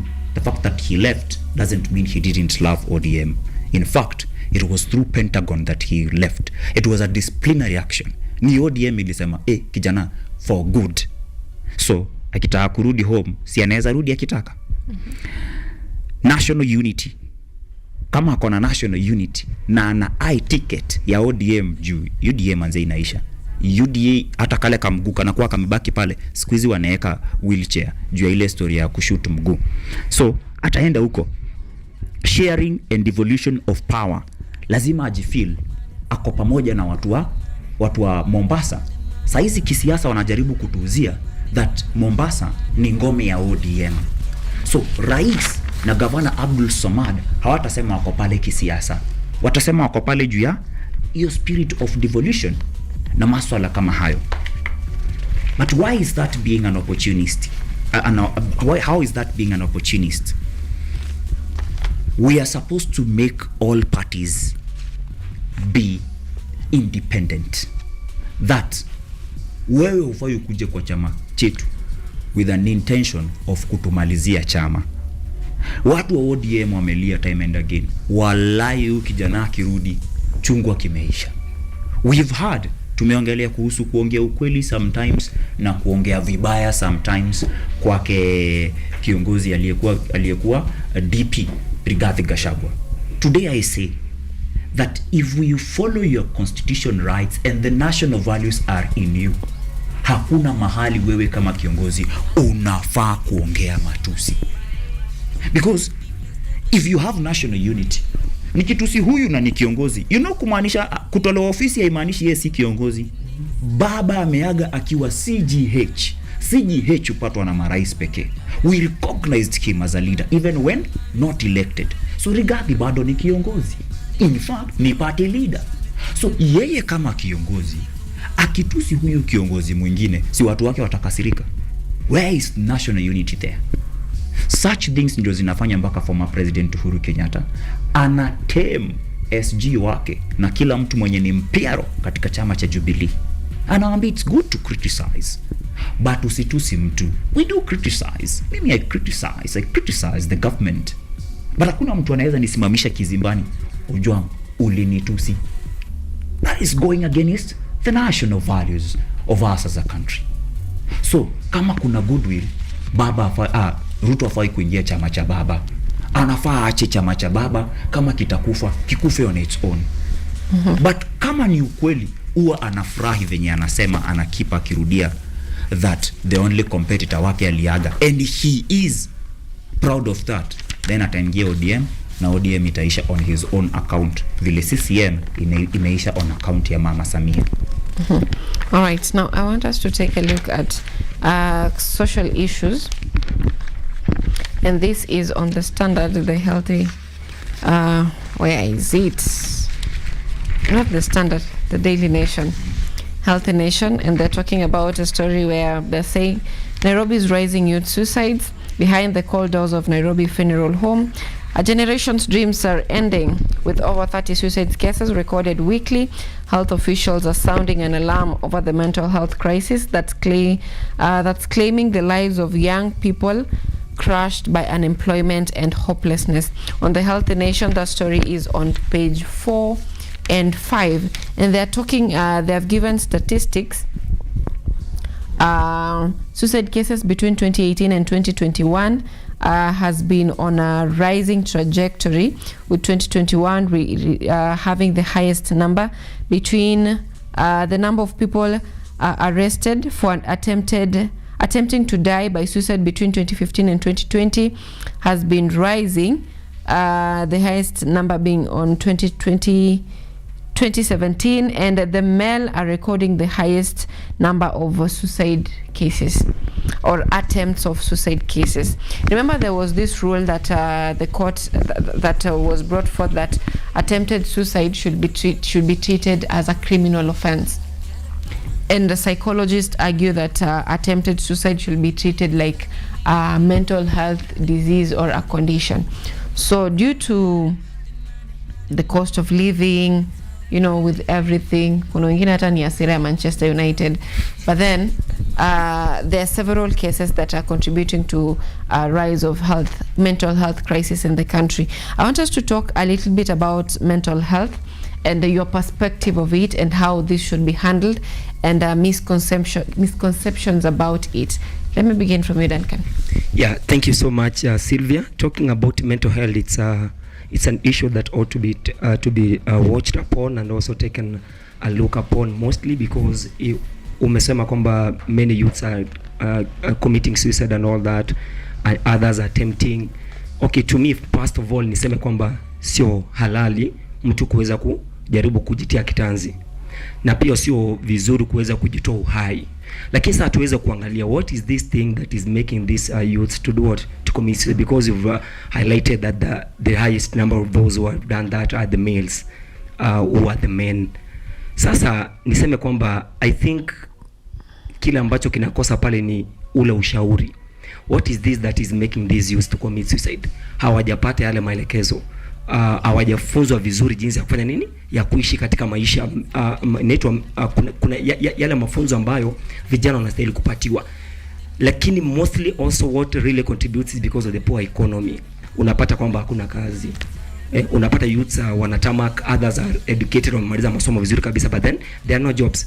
So unapata these youths wanafaa waitwe kwenye conference pamoja, wakae chini waelezeo kwamba kuko hivi na hivi na hivi na hivi. And pia the government has a role to play, especially in educating these youths, telling them the importance of being patient, you know, creating job employment opportunities for them and all that. But then the other thing that really contributes to these youths committing to suicide and as well attempting to do so, it's because of wanaweka, for example, let me talk about politics. You find these youths, unapata they are much into politics. They are supporting someone na moyo wao wote, kila kitu kabisa. You know, politics is not a game that you're supposed to put it in your heart. Inafaa yeye kwa miguu, because politics by the way inaweza affect, inaweza fanya ujinyonge. So you need to understand that politics is a game ambayo mpira udunda. It's either this one takes or this one takes. Wewe ule mtu ambaye unampigia debe hakujui, it's your right, yes, to vote and all that, to air your grievances and all that, but then yule mtu hakujui. So usiweke siasa sana into much into nini. The other thing is about sports. Unapata mtu ana support a team like the one you've said about Man U maybe and all that. Unapata kama ijashinda, unasema kwamba mbona na nafasi gani ya kuishi, anajinyonga and all that. So youths mimi nasema kwa youths kwamba tuende pole pole bana. Kumbuka kuna maisha marefu sana. Hujakula ugali vizuri. Uko na ndoto yako ambayo hujatimiza. Hujapata mke bado, familia nzuri kabisa. Hujatimiza ndoto yako vizuri. And then the other thing, koti nafaa ichukue hatua kwa kweli. Mtu hafai attempt kujinyonga kwa sababu hata kwa Biblia imekataa. It's very sinful. It's very sinful. So let's understand the country we are living in, tujua kwamba we are headed to the general election 2027. So let's live a life that is full of hope that things will change. Things will change. But above all, let the government have people, motivational speakers, mentors who can call for the youths, wakalishe chini waelekeze njia ya kuishi and all that. Yeah. All right. Now, Ojwang, from where you sit, what do you think about these rising cases of suicide? It's a worldwide crisis. As a youth, I'm saddened by subtitles or sub-headlines like lost hopes, lost lives, the stories. Na hapo chini nasikia mtu kama Peter Kibuga mwenye ni mzee akielezea the grief and anguish yenye huwa inajaa kwa maisha ya hizi familia zikikuja kuchukua miili ya vijana wao. Hawa vijana hawafi ama hawajitii kitanzi juu ni wajinga. Wamesoma, wako na kozi bora, lakini hawana kazi. Wanasema some of the reasons they are committing suicide is lack of jobs. Jobs zinatoka wapi? Nani upeana kazi? Wakati saizi tunaishi katika serikali ambayo ilituambia kazi ni kazi. Na wakasema wako nyuma na mahasla, wako mbele na mahasla. Mahasla wakilia wanalia bega kwa bega. We never knew that it is begging. Tulidhani ni shoulder to shoulder. But we as the youth, it's a time we are supposed to be awakened. If the society has accepted that suicide is normal, we should say it's not normal. Saizi suicide inakaa kitu normal. It's an end result. Uko na shida zako hapa hivi za mental health, unatik solution 1 did not work. They always have solution 5, which is suicide. They are even bold enough to write suicide notes. A journalist like myself, a youth like myself, went to Mombasa away from home and wrote to the dad, I've tried my best. Tuache ubinafsi vijana. Ni sawa tunaumia, lakini tuache ubinafsi. Unapojua wewe kama solution number 5, Kwa nini unakataa kuuliza mwenzako kuhusu solution number 6, number 7 au number 8? Ongea tusikie. Shida yetu ni hata ukikuja unataka huyu kuongeleshe, we really don't listen. I've seen people attend counseling sessions, therapy sessions, and still end their lives by tablets. Inamaanisha huku kuongea kunaweza kosa. So tunahitaji tuache ubinafsi. Kama wewe ni Mkristo, chukua Biblia. Kama wewe ni Muislamu, chukua Quran. Angalia jinsi unaweza wasaidia watu wa kwenyu. Think about their problems. And how we can approach this in 2027. Kama hakuna kazi tutatoa wapi? Hazikuji. Ni tuondoe serikali ambayo haitupei kazi, tuweke yenye iko naka. Kuna wakati wasanii walikuwa wamekasirika sana mitandaoni baada ya rais kusema anatutafutia kazi in the name of majuu. Kama hakuna kazi kwa nchi yetu, si yeye aende majuu, tulete mwingine mwenye ataweza kututafutia kazi hapa kwetu. Hata hiyo majuu hatujawahi enda. All right. I hear you. And I would like for you to pick, both of you to pick a story each that you'll have remarks on those story, and that still as you pick the stories, still on matters of suicide and all that. For me, it's kuacha roho ifanye kazi yake, mwili ifanye kazi yake, because some of them zinaletwa na maneno ya kuweka roho ifanye kazi ya kupenda watu. So wacha roho ifanye kazi yake, ipump down. All right, now for the stories that you've picked, let me begin from you, Duncan. A story of choice that you've picked and remarks on the same. Yep, thank you so much. There's a story that has really saddened me so much when I was having a look at it in the morning. This is the story about Kenya Zaa mourning the death of the musician ambaye alikuwa ni wa injili, nyimbo za injili, Betty Bayo, ambaye aliweza kuaga akiwa katika hospitali ya rufaa ya Kenyatta National Hospital. But as a country I feel like tumepoteza mtu ambaye ni wa maana sana, mwanamuziki ambaye alikuwa amecheza nyimbo ambazo zinatia nguvu sana, nyimbo ambazo zinaelimisha hata katika jamii, kwa sababu kila ambacho tumezungumzia kuhusu kujitia kitanzi, na naamini kwamba kijana kama anaweza jiingiza katika usanii kama huu, kuimba nyimbo za injili ama kutenga muda kusikiza nyimbo kama hizi, zitamtia moyo na hata apate ile yale mafikira kufanya nini, wacha nichukue kama ni jinyonge. Ukiangalia wimbo wa Betty Bayo, kuna wimbo ambao niliweza kuangalia pale maneno ya kinywa changu wacha yatawaliwe na wewe bwa. You see, by the way, if I connect this with the politics, I think we need to mind how we talk. There's a way you can talk na interfere with someone's reputation. Are we together? So naangalia muziki na naona kwamba tumepoteza mtu ambaye ni wa maana sana, lakini tuseme kwamba Mungu aweze kumpumzisha vizuri sana, tupatane wakati mmoja. Na pia on the same note, tuliona kwamba kanisa la Katoliki katika kaunti ya Kakamega pia iliweza kumpoteza askofu ambaye alikuwa ni Sulumeti. Kwa hivyo tunaona kwamba kwa siku moja tumepoteza watu ambao ni wa muhimu sana. Na pia katika jamii kuna wale ambao hatujapata kuelezewa, lakini watu wengi wamepotea. But let's thank God for every day. Tukiamka asubuhi, tupige dua, tumshukuru Mungu, na tusije kuwa watu ambao kila wakati tunataka mambo ati tunalalamika kila wakati, kulalamika. Sometimes give thanks, because kupumua ni it was no guarantee that Sylvia you'll be here says ungepumua. Watu wengi wanatoka wanagonga na gari, wanaumia and all that. Let's thank God and let's do what is positive. Let's take things positive, because if you take things negative, then that means kila kitu tunafanya negative, tunaongea negative. Let's take things positive and have hope that things will work. Ojwang, in a minute, please. Asante sana. Hata mimi niseme rest in peace to Betty Bayo na Bishop Sulumeti. As a young boy nilikuwa namsikiza sana manzee akiimba 11th hour, akikuja akipanda, akiolewa na Kanyare, wakiachana, all these dramas. She had never forgotten her purpose.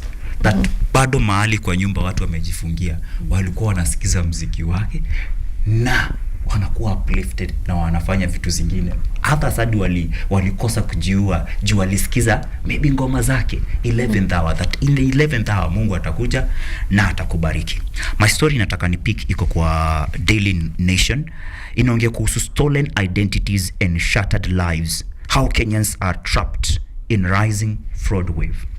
A story is given ya jamaa anaitwa Boniface hapa, of how unaingia kwa bank, unataka kufungua bank account uanze kusave, but unaingia pale unapata wanakuambia wewe hatukujui, Kwa nini?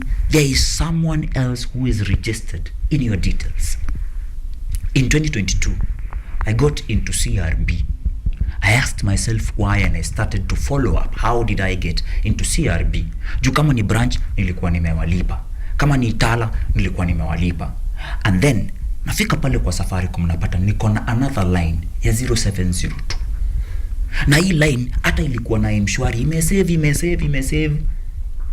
Limit ikapanda, ile limit alisikia hii do iko fiti, akakopa hiyo na akatupa line. Here I am, I'm supposed to pay that. Okay. I'm requesting vijana wenzetu sote tukuwe na goodwill. Enemy ni poverty, enemy si mimi. Na mimi bado nafaa nielewe how do I keep myself secure. 2 steps verification factor na vitu kama hizo ndo identity siende. All right. Thank you so much, gentlemen, for making time for us this morning. Muda umetupa kisogo, I'm sure mmesikia kengele, kikikirizo, kengele cha KU. That brings us to the end of Biashara Tuesday on this 11th day of November 2025. Until next time, it's bye from us. My name is ANYANGO SYLVIA. See you next time.